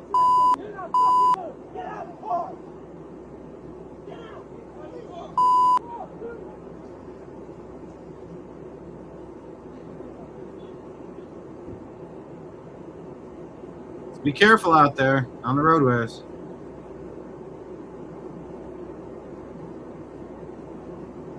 He was drunk. Why would anyone drive like that if they were drunk? Yeah, not a movie. That's my understanding. Whew. Yeah, just be prepared out there. Matt Walsh says 250,000 white girls arred and trafficked and tortured by Muslim immigrant pedos in the UK. Industrial scale sexual abuse and torture inflicted on the native inhabitants by barbaric foreign gangs who were welcomed into the country by the government. One of the worst scandals in the history of the Western world. It really is that bad. Anyone who ignores this story is forever discredited going forward. Watch especially for the people who are on our side who look the other way. Our gangs are not some kind of aberration. Ask any combat veteran what they saw in Afghanistan. The sexual torture and slavery of children is utterly commonplace in Muslim countries. It's part of their culture, which is why it's suicidal to import that culture into the West. Now you know. Right. This is really funny. Back to the World Cup. Right, this is getting personal now, because England versus the USA on July 4th was bad enough. America's Independence Day, their 250th birthday. Fine, a bit awkward, but it gets worse. Because what do you mean I've just discovered this game could be played in Philadelphia? Philadelphia. At this point, I don't think FIFA are scheduling matches. I think they're writing a comedy. Because there are over 300 cities in America, and they chose Philadelphia. That's like scheduling a divorce hearing in the restaurant where the affair started. Why are you taking us back there? Don't take us back to where you broke our hearts. Honestly, if they'd have picked Miami, fine. Los Angeles, fair enough. But Philadelphia? This symbolism is getting ridiculous. I genuinely wouldn't be surprised at this point that when England turn up, every road sign will say, "Remember 1776?" In fact, I'm worried now. What other surprises have they got That's a good American accent. planned? Is the referee going to walk out with a Declaration of Independence? Are all the USA players going to walk out with bald eagles on their shoulders? Is the stadium announcer going to start every sentence with, "On this day 250 years ago"?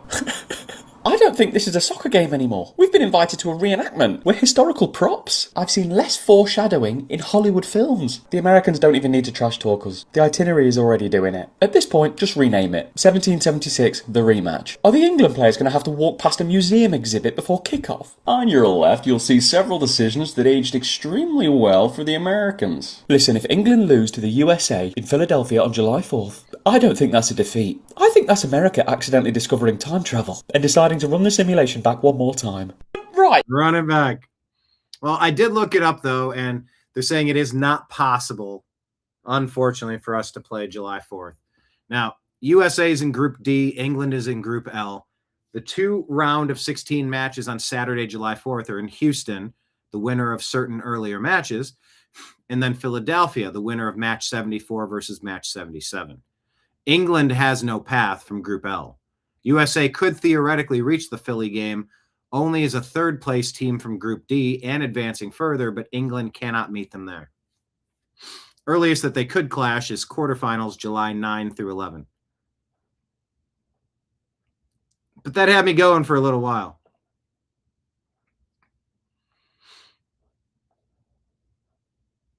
Right. And a good English, good American accent. I enjoyed that. Sort of talked like John Wayne. A little bit. All right, let's bounce over to our X account. Follow us at American_media_ on X. Hit the thumbs up button, like the show. Text it off of Rumble or YouTube to your friend. And remember, consider becoming a sponsor. For just $5 a month, as little as $5 a month, little Ben could eat some kibble. On the cat front, I've done good the past couple of days, not telling too many Nimbus stories. We did a nice wake for Nimbus the first show back. Just went and picked him up. Ugh. Brought home a bag of cremains. Yeah, so there's that. Oh, and by the way, Patriot Warrior, I do get that if you rotate one of the negatives 90 degrees and put it on the other negative, you'll get a positive. Double negatives are positive. What I was pointing out is that if we're trying to not be negative, why are we using 2 negative statements instead of 1 positive statement? But yeah, 2 double negatives. Or a double negative of 2 negatives makes it a positive. I do get that. Anyway, follow us on X. And here, pinned to the top, is our Patreon. Check out yesterday's show, the TNAM Daily Show. Major League Baseball mocks Christians. World Cup sells an exceptional America to the world. And J.D. Vance impresses. So in this story here, Active Patriot says a single mom was terrorized in her home by immigrants living next door. UK police did nothing about the incidents. They threatened to arrest the mum for inciting racial hatred if she went to the press. Time is 4:26. You're under arrest for malicious communications. You do not have to say anything, but may harm your defence if you do not mention, when questioned, something which is later lied in court. Anything you do say may be given in evidence, okay?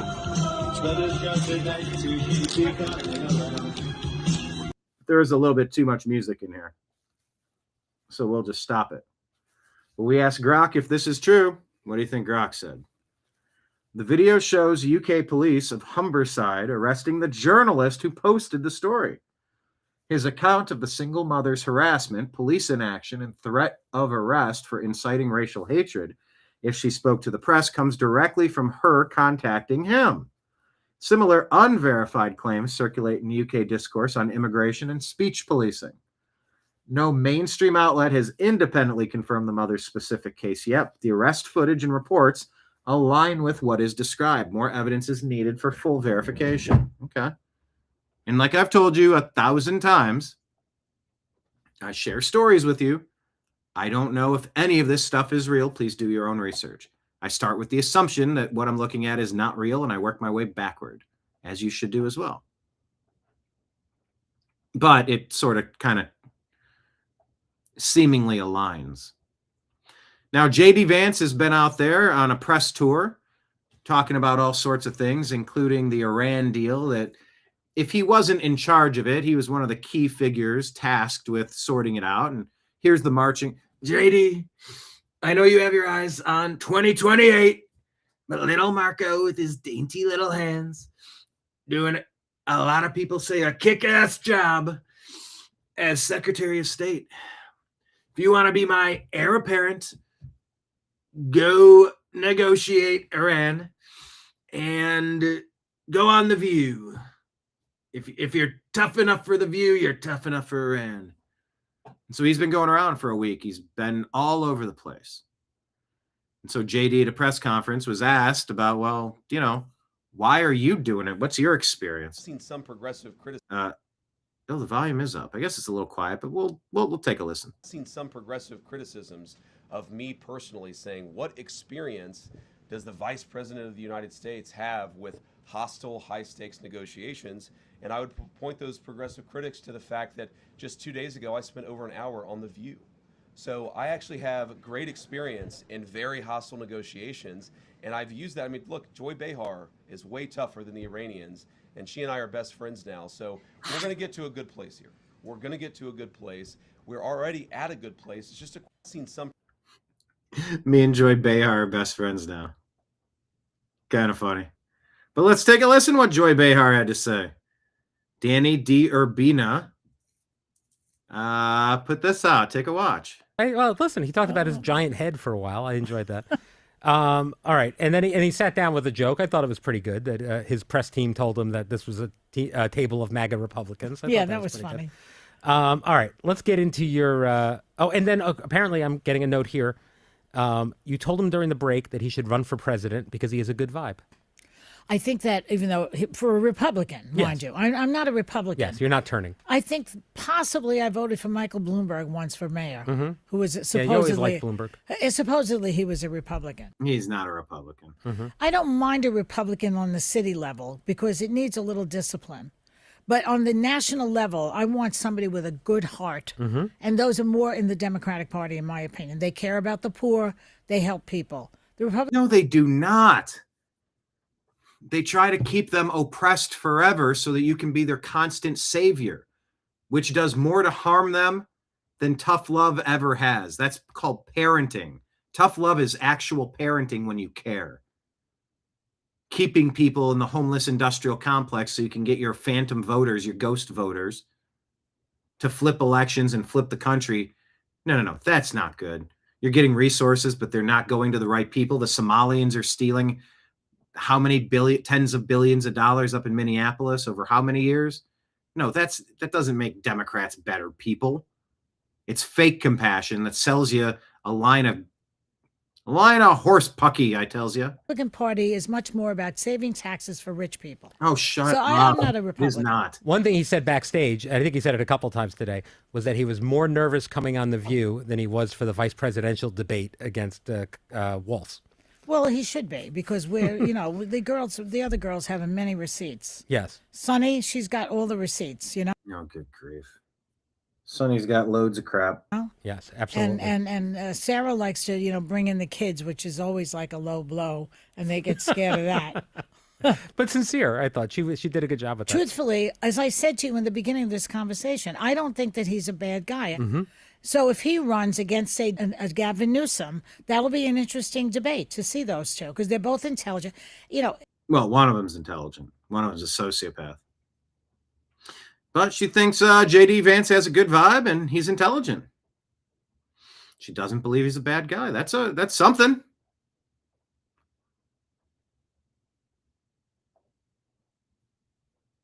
So yeah, after walking out to a thunderous applause from the mostly anti-Trump show on television, The View, J.D. Vance charmed everyone and even won over Joy Behar herself. The cabal of toxic women came loaded for a fight, and by the end, says Benny Johnson, Behar admitted he should run for president. Got a good vibe. J.D. Vance joked afterward, that's about the best endorsement I'm going to get out of Joy Behar. While the Democrats run away and hide from reporters and tough questions, J.D. Vance strolled right into the lion's den, walking out victorious. The contrast could not be clearer. We are winning the culture war. Alex Feinberg says, imagine being a Brit where your government takes your guns away for your safety, bans tobacco consumption for your safety, bans social media for your safety, and then lets barbarians into our 250,000 of your women and torture, and not just women, girls, kids, children. The dissonance must be astounding or astonishing. Brits are prisoners. Well said. Now let's take a look here. We asked you about, Marion, you're talking about Democrats being good people, and you chimed in. All they do is handouts. Handouts of taxpayers' money. They need a hand up, not a handout. Just stop it with the fraud already. Exactly. Gavin blew some on the island? Question mark? No, it's Gavin Newsom, but thank you for playing. So CNN is stunned here as a bombshell poll reveals that Democrats hate America, says Town Hall. So I says to the guy, how patriotic are Americans feeling this morning? With us now, CNN chief data analyst. We will always remember Lexington and Concord, people. We will Concord. Always remember it here on CNC. Patriots Day versus the 4th. Here on what? CNC. The 4th, we know which one is more. We'll always remember it here on CNC. Patriots Day versus the 4th, we know which one is more important. But the meaning of the 4th, when we ask voters about this, what do most of them say at this point? This, to me, is one of the most stunning divides that we have seen. You know, we're talking about polarization in politics. It even comes down to what you believe July 4th actually is. Like, what does July 4th mean to you? Celebrate America, friends and family time. Among Republicans, what do you see? You see the clear majority say it's a time to celebrate America, 65%. Among Democrats... I mean, what else does it mean to you? But the Democrats are like a third of that. 69 to 65%. Yeah, basically a third. Democrats, however, the plurality disagree. Look at that. What do you see? Friends and family time at 42% versus just 24% who say that what it means most of them is to celebrate America. So even on the base...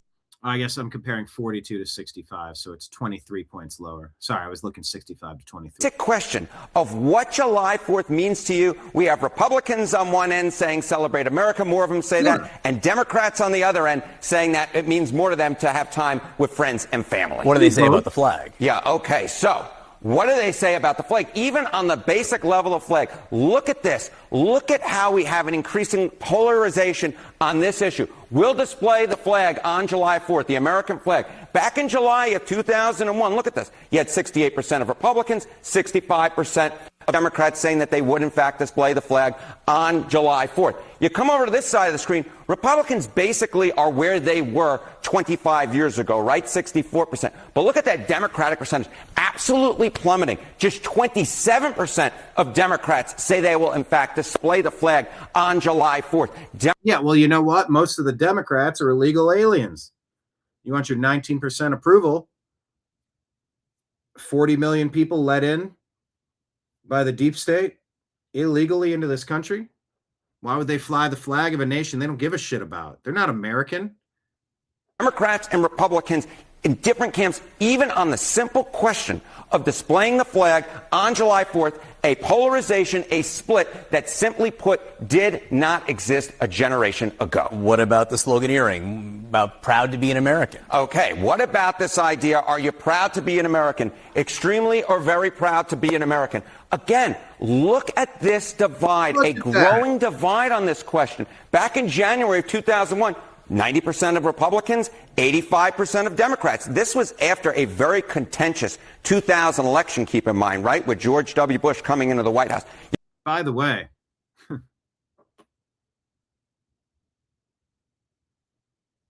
proud to be, I mean, that's 90% 25 years ago, 90% exactly today. The same exact amount. It's like the Overton window. You know, we didn't change. The Democrat Party changed. They went off the reservation. They're the ones that went. Bill Clinton wouldn't be allowed in the Democrat Party in 2026. That's just such a foreign concept. Al Gore.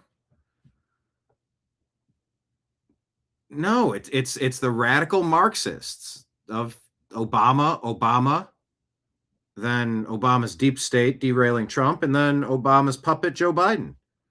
It's the Obama effect. You come over to this side of this. All Obama did was talk shit about America. Hated this place. His wife, I've never been proud of this country until Barack was elected. Cool. So why are so many Europeans freaking out over ranch and they like America? They're driving through America. They like this and that. It's because all they've heard was negativity from the Democrat politicians and the lying legacy media. Yes, Kenneth, it really is us versus them. Isn't it?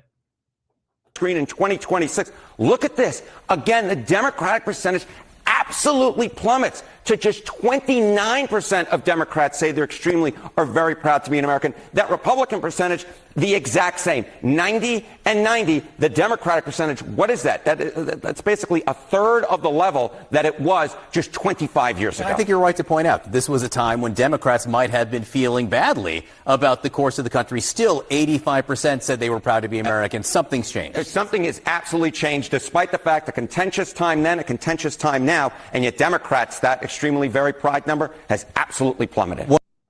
That's an interesting report. What happened? The Barack Hussein Obama effect. I mean, of course, 9/11 happened, but that brought people together until the media started doing what the media does. Speaking of Obama, let's take a look at his oppressive giant Soviet garbage can, or presidential library, I mean. Okay, so I am here at the Obama Presidential Library. And this is what it is. This is, I guess, the presidential whatever. I don't know what this building is for. And this is the Ark. This is the lumpy Ark of Defeat. I don't know. Instead of the Ark of Triumph. All right. And this is a lumpy Ark of Defeat? That is atrocious. This is objectively atrocious. This is the lumpy Ark of Defeat. I don't know. Instead of the Ark of Triumph. All right, and this is the public library part right here. Okay, and this is $800 million, right? $500 million of taxpayer money. What'd you think? Okay, so.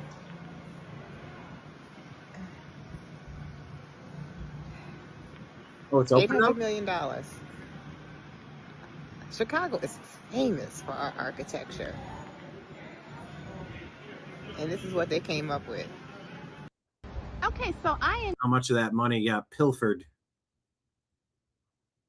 Vance Langman says, trust me, everyone who lives on the south side of Chicago is completely embarrassed by Barack Hussein Obama's hideous-looking presidential center that opens to the public tomorrow. Oh, okay, so I guess tomorrow it's opening? Daily Caller is reporting Senate Majority Leader John Thune admits that some Senate Republicans hate President Donald Trump too much to support the Save America Act. Thune admitted during a closed-door GOP lunch on Wednesday. And by the way, without verification of where these reports are coming from, you take it as, rumor mill stuff. But something is rotten. Thune admitted during a closed-door GOP lunch on Wednesday that some Republican senators oppose President Trump so strongly they will never vote for the Save America Act, regardless of the legislation's merits, according to several sources familiar with the matter. Well, you sort of need to name some. Otherwise, we've seen too many lies. But IT guy says it shouldn't matter how much they like or dislike Trump. They're supposed to serve their voters, not their parties, their petty emotions. Incredibly selfish, contemptible people. Agreed.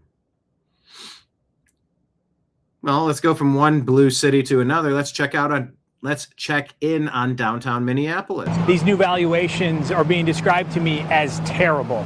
As these downtown buildings continue to drop in value, it's the homeowners that have to make up the difference in property taxes to help fund the city. Residents tell me they're getting worn down. As one council member says, it's time to tighten the belt. Janet Linnaeus knows what it takes to keep up her home. Oh, yeah. Like paying the bills. I had to take a loan out to cover this year's property tax bill. So that was kind of painful. Adding Minneapolis's unique challenges is taking a toll. It's not homeowners' fault that the businesses are leaving downtown. New downtown data shows commercial building values dropped again this year, down 14% from 2025, and now more than 45% lower from 2021. And it's terrible. City Council member Michael Rainville covers parts of downtown. What that means is every renter, every homeowner, every small business building owner in the outside of downtown is making up for that with their property tax. Rainville says with the city's budget season soon, he'll be looking to tighten things up. Fantastic. Yeah, I think we need to remove property taxes. It's just too easy. They just told me I need to pay like an extra $1,200. Yeah, an extra $100 a month. You know, when I reference supporting the New American Media for as little as $5 a month, it takes 20 people supporting $5 a month to break even on what my local municipality says you need to pay an extra $100 this month. That raises the operating costs of life, of just subsiding, existing in this universe. So yeah, your support is crucial. I have the documents right here. I opposed it. I'm gonna have to file an appeal. Oh well, other places around you are selling for more, so we want to charge you more. It's like a house down the road selling for a number that you are jealous of doesn't mean I have $1,200 in my pocket. How are these two things even related? I don't know. But that's the world we find ourselves in. Yeah, Kenneth, you know, used to be from Minneapolis. It used to be epic. Now it's just yuck.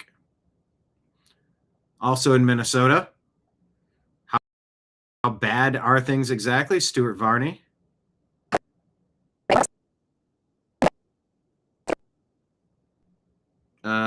Internet acting weird? What's happening?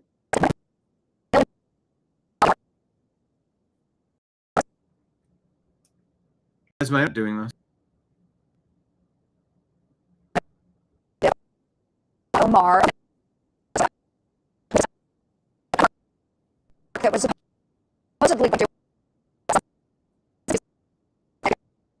had been housed in a restaurant and run by three individuals that share the same residential address, according to their IRS paperwork. Tons of red flags.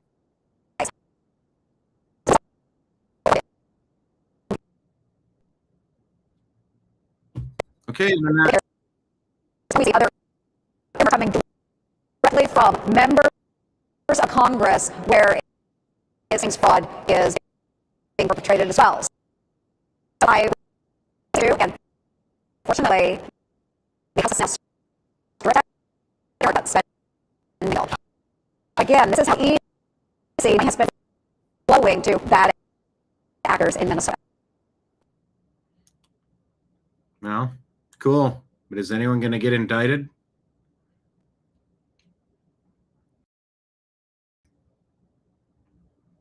Yeah, Minneapolis used to be epic. Now it's just blah. Yeah, the internet is acting weird, is it not? Oh, it sure is. Is it because the battery was running low? That shouldn't make a difference. Do I need to hit refresh? Let me hit refresh.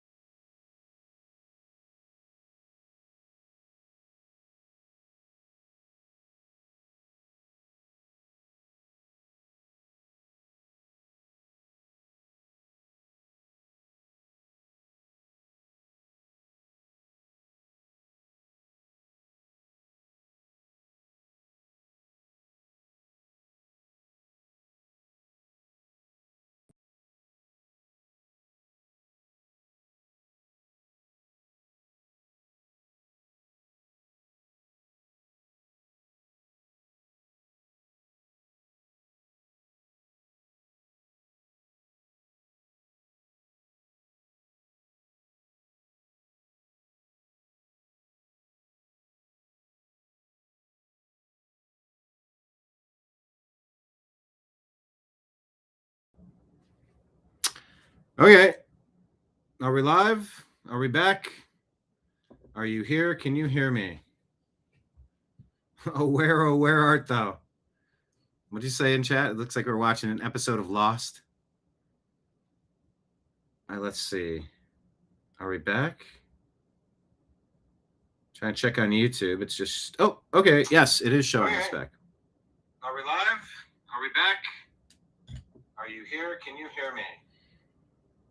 Had massive storms today. Tornado warnings. I don't know if it was that same cell, but it was a big cell, that's for sure. All right, we're back. Now, where was I? And I would have got away with it too if it wasn't for you meddling kids. All right, let's keep it going. Yes, historic moment. Basil the Great says, EU votes for the strictest mass deportation legislation in history. Good. Like, go supersonic speed. Oh, yeah. I don't know if you saw this, but America seems to be healing. New York Knicks have reportedly accepted a White House invite from President Trump after their finals win. Knicks owner James Dolan says. It'll be a legendary moment. Trump is peak New York. And this would mark the first time that an NBA champion has visited the Trump White House, breaking several years of crybaby bullshit based on lies. That's pretty great.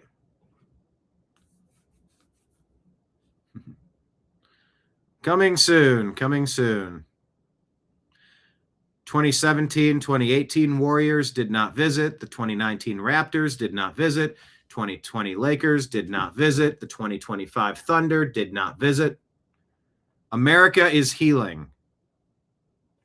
Because this petty stuff has been so stupid.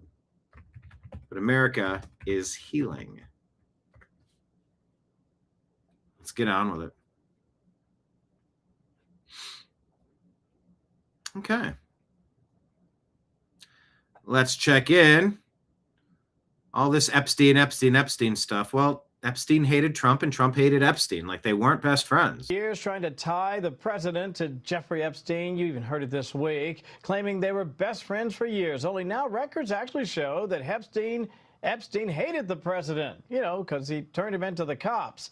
And the convicted pervy alleged sex peddler, diddler, well, he came up empty when he went shopping for dirt to save himself. Tonight, we're also learning more about his final days. As you point out, according to the New York Times, if you believe such things, Epstein allegedly tried to commit suicide multiple times before he was eventually found dead.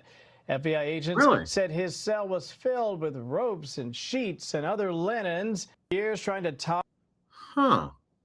Didn't hear that one before. But Eric Daughtry is saying the hoax fell flat. It was never about the true victims for leftists. He was repeatedly shopping for dirt on Trump, Epstein was, but he failed. Couldn't find it. Trump-Epstein lies are exactly what stoked political violence against President 47. This Ro Khanna clown, hero of the left, gets torched about the Save America Act with... Is this Maria Bartiromo? What's the problem with the Save America Act? Why do Democrats push back on the idea that you have to prove citizenship to vote? What's the problem? Are there just too many illegals in this country voting? It's not an issue that you have undocumented people in mass numbers voting. You know that, Maria. The data doesn't show. No, we don't know that. And just because the data doesn't show it doesn't mean you haven't concealed it. If there's a possibility that it could be happening, it needs to be changed. Oh, that. And the challenge is the way elections, excuse me 1 second. Elections have been lost just by 1,000 votes. 500 votes here, 1,000. So when you say, there aren't large numbers of illegals voting, there shouldn't be any illegals voting. It's against the law. Elections agree. have been lost by a couple of votes. So just to say, it's not a lot, that's not an answer, sir. What's the problem with the Save America Act? Why? We didn't quite get to his answer, but it's not an issue that you have undocumented people in mass numbers voting. I mean, that was his answer, but it was stupid.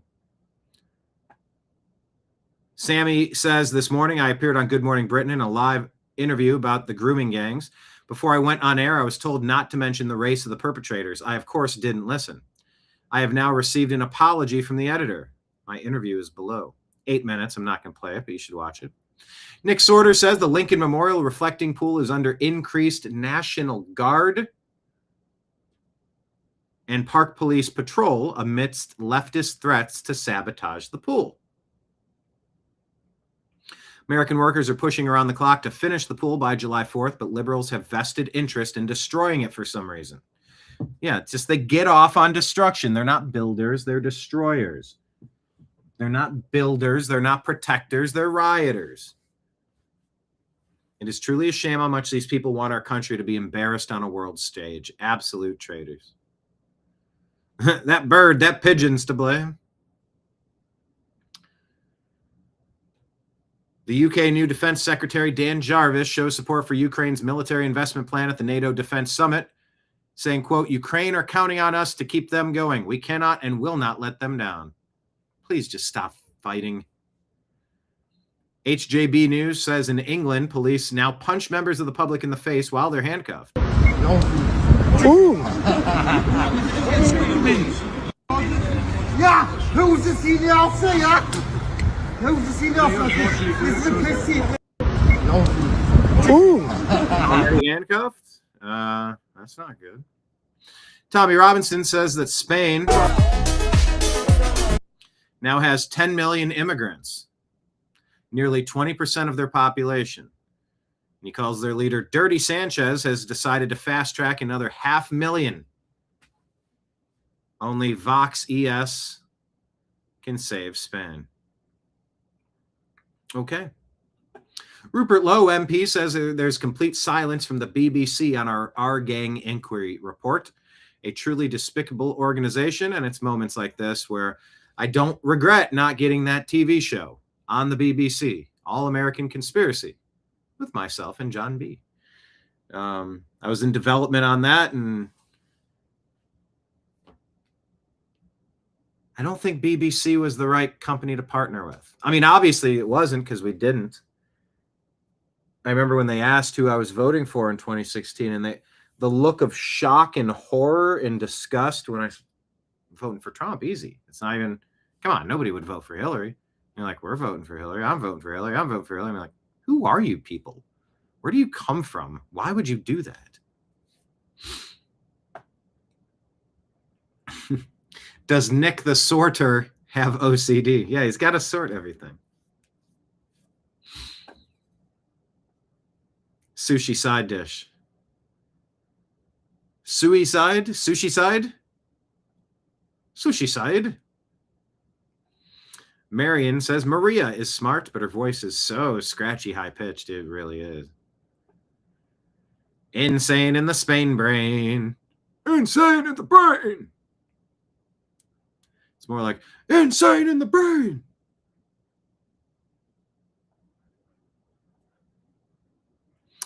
Matt Van Swole says, breaking, it's been revealed. Can I watch this? These are those documents out. Let's check in. How's Atlanta doing? Not good. Lining a plea deal. They show 26-year-old Devin Lamar Anthony pleaded guilty to voluntary manslaughter. Related to Carmelo Anthony? In the 2021 shooting death of another man. He served just 11 months and was released on probation. And right here, a judge ordered him to never possess a weapon or firearm. And now Anthony is charged with malice murder in the death of 23-year-old Shakaya Pridgeon. Pridgeon's mother tells Atlanta News First Anthony was her daughter's ex and the father of her unborn child. She was doing everything a mother was supposed to do, and we will get justice. You just don't know how strong this family is together. Pridgeon was 9 months pregnant. Just this past weekend, her friends and family threw her a baby shower. She was due any day. Bullet holes are still visible on this window, shattered glass on the ground. Her father says that she was shot through her bedroom window, while her children, ages 1 and 3, slept right beside her. Come on. Just aimed through the window. Took the time to let up 8 shots. And those two children are okay. Again, Anthony will be in court. That scheduled court date is for 1 p.m. I would say those kids are pretty effing far from okay. To paraphrase Ving Rhames in Pulp Fiction. I'm pretty fucking far from okay. We okay? We've identified the ringleader. Oh, this was supposed to be my number one story today, that our terrorist sleeper cells have activated. That was going to be my headline today. I was like, what was my headline? What was it going to be? Yeah, terrorist sleeper cells. Alleged UFC White House attack plotter was a DACA recipient. A Mexican national who remained in the United States after his B-2 visa expired and later received deportation relief. Yeah, he was going to get sent back to where he came from, except Obama. They had deferred action for childhood arrivals in 2014. Oh. Alvarez entered the U.S. as a child and failed to depart after his visa expired in 2001. He subsequently qualified for DACA provisions, which shield certain undocumented immigrants who arrived as minors after deportation and provide temporary work authorization. Oh, Alvarez played a central role in organizing a sophisticated attack plan at the White House and the UFC event. Well, our sleeper cells are activating. That's super, isn't it? Tommy Robinson says the police returned Fiona, an English child, to the house where the Muslim R gang were and told them, quote, have fun with her.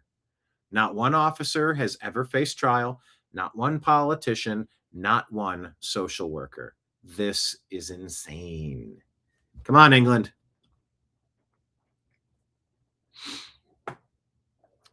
This report here, Basil the Great shares it. This man's daughter had been kidnapped and she was being tortured by a Pakistani R gang. He tried to rescue her from the property she was being held at, and British police arrived and arrested him for trying to save his daughter. You do not understand how bad things are in Europe right now.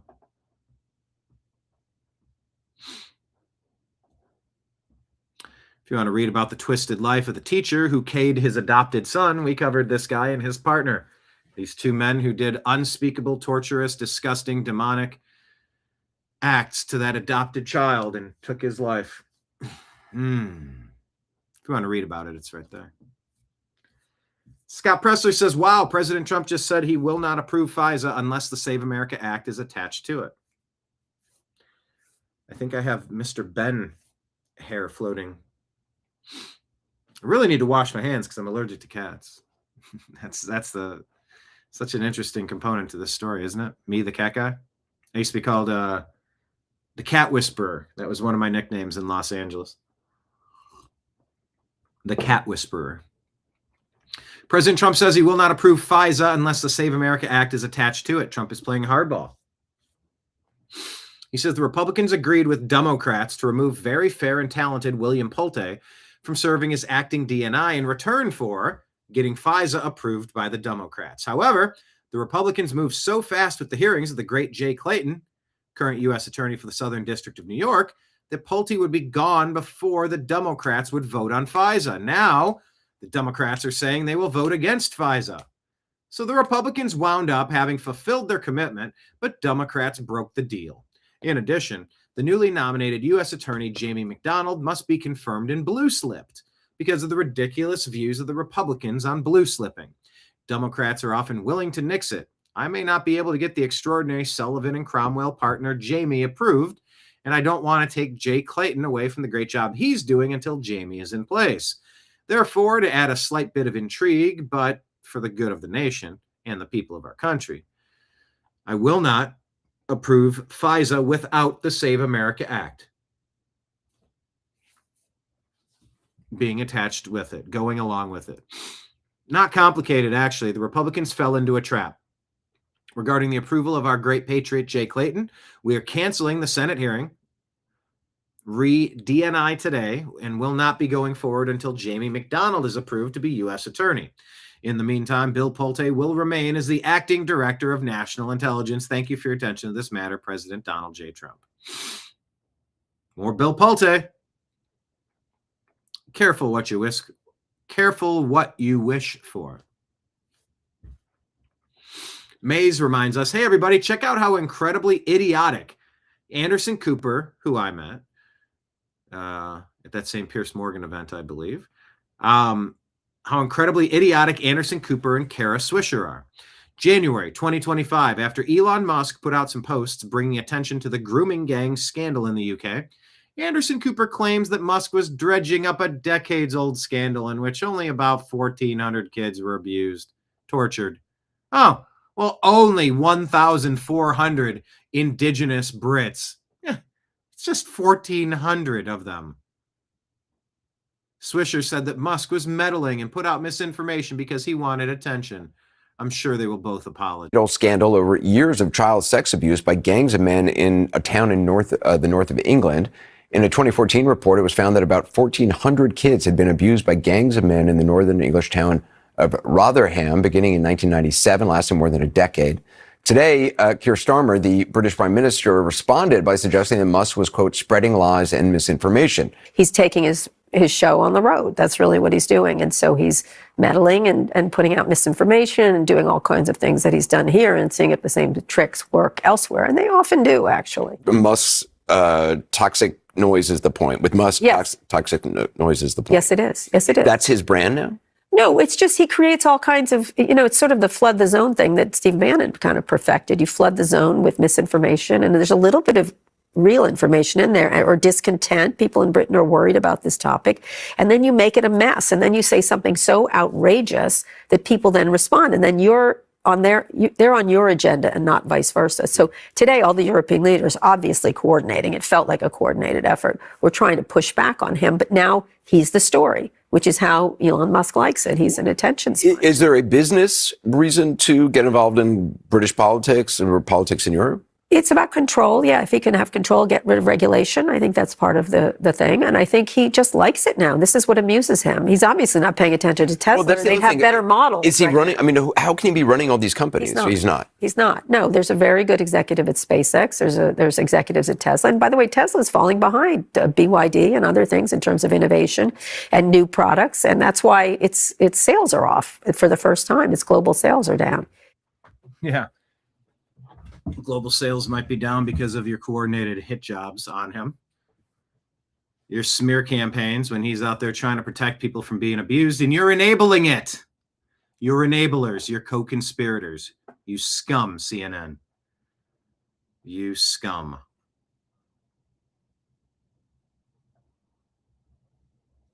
The Texas Rangers are the only MLB team that is not jumping into this pride thing.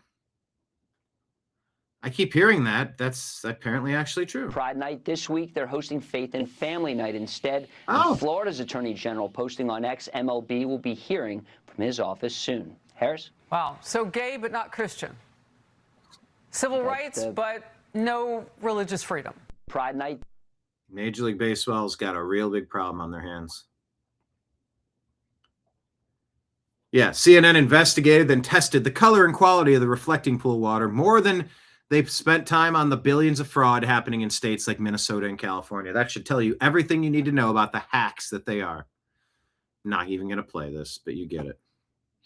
Representative Brandon Gill is talking about the grooming gang scandal in the UK. You've seen mass Islamic migration transforming communities right here in places that you wouldn't otherwise expect. And again, this is something that if we don't stop now, it's going to be my daughter and daughters across the country who are going to be going to public schools wearing burqas. And that's the kind of stuff that we want to stop. We want to recognize that our job is to protect and conserve as conservatives. We should want to conserve the America that we got to grow up in. And you do not do that by bringing in cultures who have very different ideas about freedom of speech, religion, separation of church and state, the dignity of women, the role of women in public life, who have very different conceptions about how Muslims and non-Muslims interact. And those different ideas matter. And this is a good example of that. You've seen mass Islamic migration. Got to decide what you want to do. Brandon Gill says our job as conservatives is to conserve the country that we grew up in, not import the cultures who are trying to erase it. French woman who was tortured by a Tunisian migrant could be sentenced to prison today for incitement to racial hatred. Well, she wasn't tortured by a Frenchman, was she? She can't tell the truth about what happened? You're out of your mind. During a TV discussion, she said that the main danger for women in France is Black, African, and Arab immigrant men. You can't report on the score of a baseball game? Well, yeah, it would be anti-Minnesota Twins. Huh? Just reporting the numbers. It's just data. She was initially given this is a victim, by the way, given a 6-month suspended prison sentence and a €3,000 fine. But she appealed the sentence with the new verdict expected later today. Her attacker is still at large. My God. Keir Starmer says he'll carry on with what he was elected to do. Global Dissident says Britain never voted for mass surveillance, open borders, or two-tier policing. No wonder his approval is at 20%, just like the rest of the Democrats. The entire country hates him. So how did he's a fence post turtle. Who put him up there? Why hasn't this the New American Media said, why hasn't this war criminal been arrested for the torture of his people? Hundreds of thousands.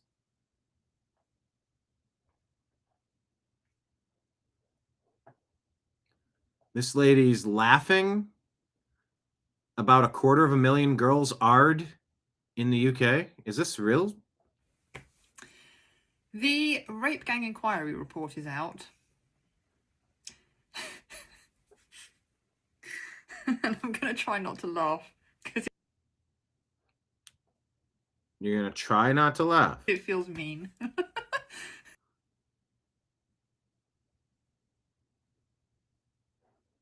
And you might not want to laugh because of that grill you got there.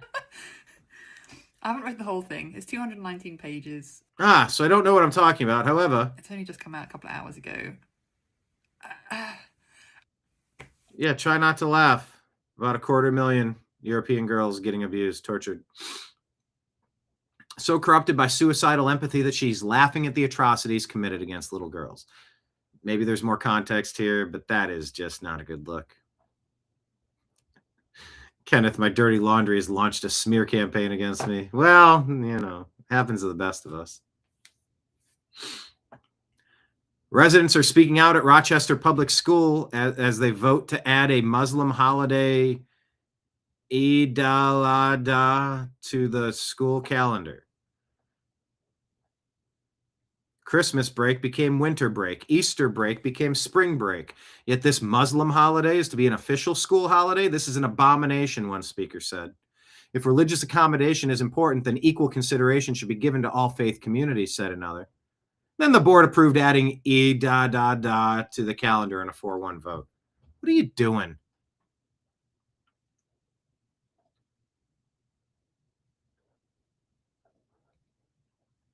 All right. Hey, look at this.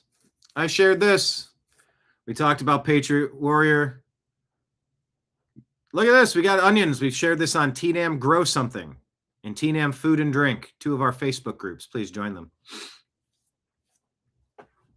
Nice haul. Oh my gosh, look at that. What is that? Is that graffiti? What is all that? Nice setup though. It's an indoor, okay, so this is a greenhouse. Oh, I miss growing aloe.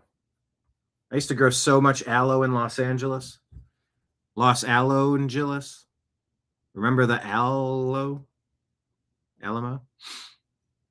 Look at those onions, man. Good job. And you got the breeze blowing to just keep them from getting stagnant and moldy, it looks like. Hold on, you have so many onions, you have to put them in a backhoe? All right, bravo.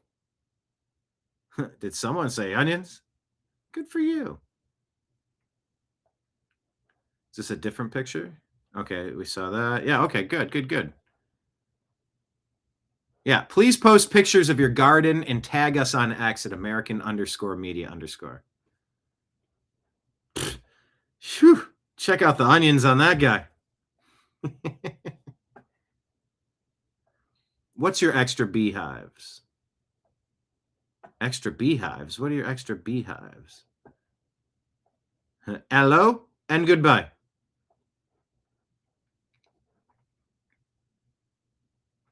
Oh, the things with the graffiti are your extra beehives. Okay, I think that's what you're saying. Gotcha. Okay, I have one final story. So before I go, please just consider tossing. My shift is wrapping up here. I'll be done in a couple of minutes. Here's your tab for today's lunch. $0, free cents. But if you want to hook us up, Venmo, Cash App, that's my name, Brian Engelman. PayPal is fuzzinstallment@yahoo.com. You can drop a Rumble Rant tip or a Super Chat tip or become a monthly subscriber, $5 a month, $10 a month, $20 a month, whatever it is. It all super matters. We're on Patreon at The New American Media, YouTube and Rumble at The New American Media. Hit the thumbs up button, hit like, hit share, hit subscribe. Follow us on Instagram. Get the Agree to Disagree Show podcast on Apple and Spotify. And if you want to know what's going on with Iran, this is the opinion of Joe Lang. This is some interesting, I don't know what you want to call it, theory. At least how he puts it together. And I found it interesting. He calls himself a professional spitballer, making common sense great again. All right, let's look at this. Why is Trump waiting to put out the details of the new Iran peace deal? The media is desperately trying to paint it in the worst possible light. Predictable. Do you think the timing of the peace deal with Iran is just a coincidence? Just a coincidence that Trump would attend a G7 summit right after he announced that Iran agreed to the peace deal? Why not immediately announce the details? The art of war. Going back to the early 80s, Iran has been painted as our biggest enemy, a rogue nation fomenting terrorism and war in the Middle East. A rogue nation that was also building nuclear weapons. Q drop 4724. September 16th, 2020. Why did it take an outsider to finally deliver the start of peace in the Middle East? Why did it take an outsider to finally deliver the start of peace in the Middle East? News coverage, front pages. Missile strikes, attempt to terminate. Peace doesn't sell. War fear, not warfare, war fear does. Money. Evil and corruption at the highest levels. Our entire history is a lie. Back to the Post. While past presidents and politicians painted Iran's regime as our sworn enemy, they were always funding and arming them. Proxy wars in the Middle East kept taxpayers' money flowing, stolen and laundered into our leaders and their puppet masters' bank accounts. George H.W. Bush created this illusion of Iran, while at the same time arming them. Iran-Contra. Here's what was really exposed and swept under the rug. Congress found out about the secret deal and then discovered at least $280 million in secret Swiss bank accounts belonging to the CIA and did nothing about it. This money was outside of congressional control, and the CIA could use it for whatever they wanted to. This removed all congressional control or oversight. Why would Congress allow them to get away with this? The Iran-Contra hearings were a charade. While everyone focused on the question of whether or not we should have been arming the Contras and fighting communism, the real scandal was that the CIA, through Vice President George Bush's office, was secretly funding the CIA outside of congressional oversight. And he links his Substack article on the Iran-Contra scandal. But here's another big lie from history about Iran. Remember the Beirut bombing? Excerpt from his article. They had definitive proof that Iran was behind the attack on the Marine barracks that killed 241 Americans. Doesn't that raise a huge question that nobody seems to be asking?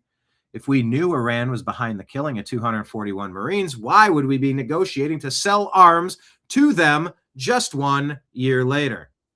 You know the answer. It was far more important to protect the drug trade through Nicaragua than it was to protect our Marines. It was also far more important for the CIA to be allowed to control the information flowing into the entire executive branch. They were sacrificed. But why would Trump wait to release the new Iran peace deal before meeting with European leaders at G7. He posts another Q drop 1320. By the way, this is his opinion piece, and maybe some of this is accurate. Maybe you take issue with some of it. There you go. I ran in my sneakers. I ran counterclockwise. I ran. I tripped, says Kenneth. Kenneth also dropped a super chat. Hey, look at this. Off the top rope with an elbow. $10 so I can get a tossed salad today. Woohoo! Hooray! Kenneth, do you remember the one where that one guy on The Simpsons goes, hooray? He's driving some goofy car. What was I don't remember. He was so happy. Hooray! Yes, I will get a side salad today. Thank you, Kenneth. Yeah, we'll toss it right in that tip jar. Cling. I will take this shiny silver quarter and exchange it for a salad, good sir. I said good sir. I said good day. Thank you very much. Much appreciated. Back to the drop. It says, today, evil lost control and leverage of Iran. Today, POTUS took control of Iran. Today, with pending sanctions and military actions, POTUS will gain more ammunition and intel against them. Suicide watch. The deal kept Iran quiet. The goal was to keep POTUS in until impeachment and the term end. Bigger than people can imagine. Treason is 1/10. Ask yourself, why are they panicking? Ask yourself, why is UK, France, and Germany so involved? Trips to the White House? What are they hiding? Why is HRC in NZ? Hillary Rodham Clinton in New Zealand? Is NZ part of Five Eyes? Why is that relevant? Suicide watch. He says, Trump caught them all. POTUS will gain more ammunition and intel against them. Uranium one, uranium dust in Iran. Them might be Obama, Hillary, Canada, Europe. Trump is now applying leverage and going to completely exclude Europe from the coming economic expansion in Iran unless they capitulate. So that's his thoughts. It's interesting overview. We'll let some of the details, the finer points of the Memorandum of Understanding, kind of let some of the finer points dissipate. Let that do what it's going to do. But for now, it's basically, hey, we're pressing pause for 60 days. If we stay on the same page, this could go well. If not, oh, what was that? He said, I'll start. Hang on, let me find that post as well.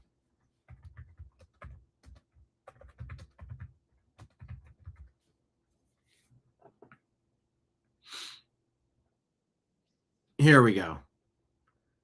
You want to hear how things are going? Let me put this back up. We'll make this the last post of the day.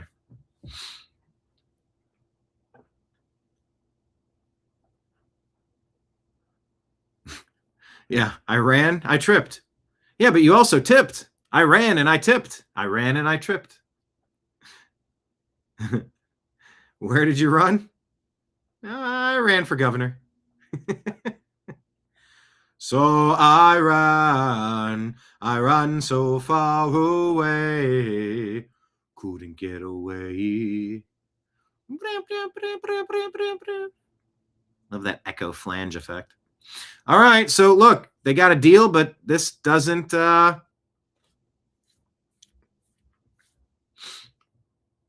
it's not done yet. Not done yet. Let's take a listen at the G7. Trump taking questions. Is the text of the agreement now final, or are you still? No, it's not final. It's not final. Oh, sorry. Let me do it that way. It's not final. It's a memorandum of understanding. But it set the terms. If we abide by this stuff, we're going to be on a pathway to peace. Okay, we're starting here and we're going. We're you want to F around? You want to find out? Well, Trump in no uncertain terms lays it out to this reporter. No, we do not have a final deal here. The text of the agreement now final, or are you still? No, it's not final. It's a memorandum of understanding, and if I don't like it, we'll go back to shooting at them, dropping bombs on their head. When do you expect the wording? If I don't like it, if they don't behave, we'll go right back to dropping bombs right smack in the middle of their head. Okay? Because they've misbehaved for 47 years. 47 years putting up with their bullshit. A lot of people are asking, though, what was the point of doing this if you're not going to remove the Islamic supremacist terrorist regime of Iran? You're just going to end up back at square one again. Maybe not a nuclear Iran, but still an exporter of terrorism. Still an Islamic supremacist country exporting terrorism against their little Satan, their big Satan, despite the fact, I mean, come on.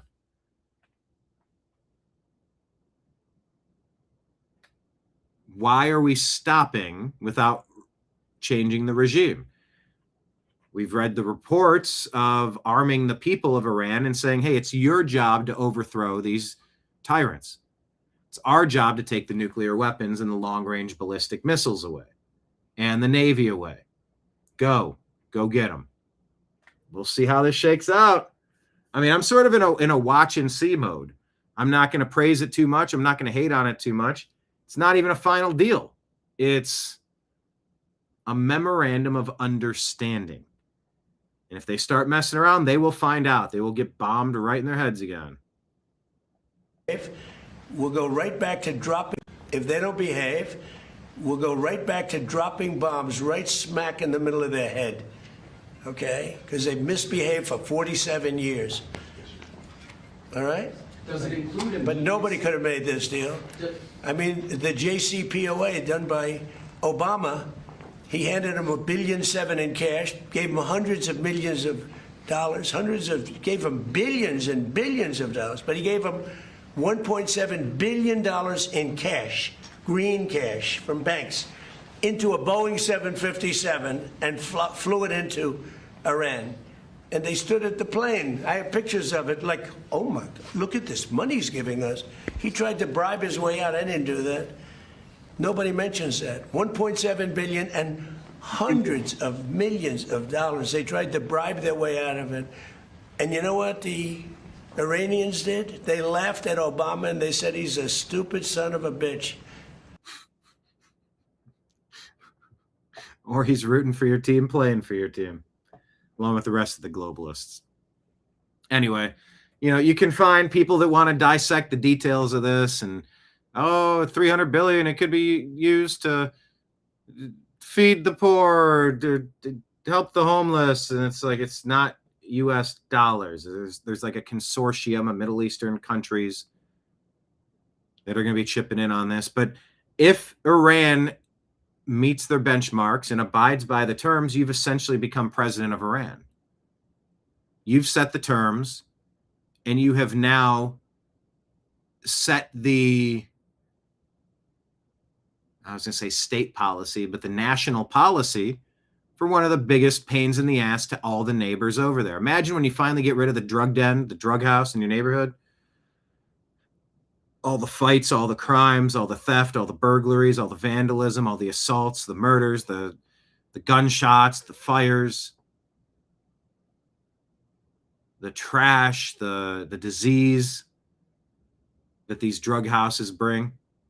Yeah, you could imagine everybody else in that area, in that building, all the people in that condo, people across the street, people on the other side of the street, neighbors next door. I bet you they're all willing to work to make sure that doesn't turn into a piece of shit again. And that's sort of what's happened here. They've sort of expanded the Abraham Accords, saying, hey, we're all signing up to this. Whereas before they took criticism saying the Abraham Accords, you're basically just restating what's already out there. You didn't accomplish anything. And you're like, can you let him put it together? Can you let him put the rest of it together? Because now more nations are allegedly going to be signing on. Okay. To help stabilize a region that could never be stabilized, maybe let him cook. Maybe let him cook. All right. Everybody, thank you so much for being here on the TNAM Daily Show, Monday through Friday, noon Eastern time. Is it Oh, it's already Thursday. It's a holiday tomorrow. To those of you that participate. I believe our show will be live at noon tomorrow. Stay tuned. I don't know. Maybe there's something I can do in the evenings. I'm still toying with the idea. I just have to see it. I just got to figure out, am I going to replace the TNAM Daily Show at noon and do it in the evenings instead? Am I going to do half of the show in the afternoon and then the other half in the evening? That really could theoretically, hypothetically work. But does it make sense? Does it make sense? It might. We had good numbers when we did our evening show. But I don't know. For now, plan on checking us out Monday through Friday, noon Eastern time. Follow us on all the networks. And thank you to all the great regulars. Kenneth, Rob.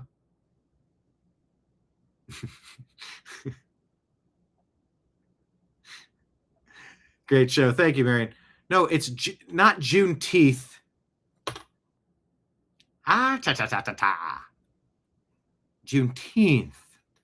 Juneteenth. Tomorrow. Juneteenth. All right. But yes, thank you to Marion and David and Trash Panda and all the rest of yous for being here. McCobston, who took off a little earlier. And if you missed the show, go back and rewatch the beginning. We're trying to get to a lot of the news in the universe. I think it's informative. We try not to cover too many of the same stories without adding new perspectives and new angles each day. So it should be valuable. I think it is. I think it's one of the best damn shows out there. The best damn show in the land. To borrow from the Ohio State Buckeyes, the best damn band in the land. But I digress. For now, signing out on behalf of everybody out there in the TNAM universe. I appreciate you. I love you. And we will talk to you again soon. Take care, everybody.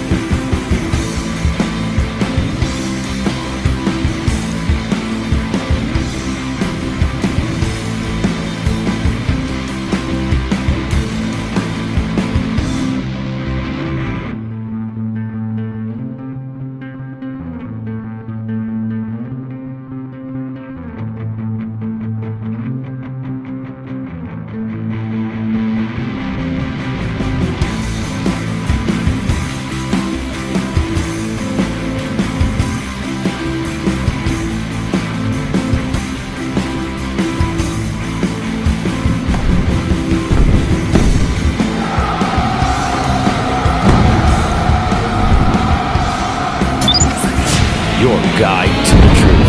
TheNewAmericanMedia.com.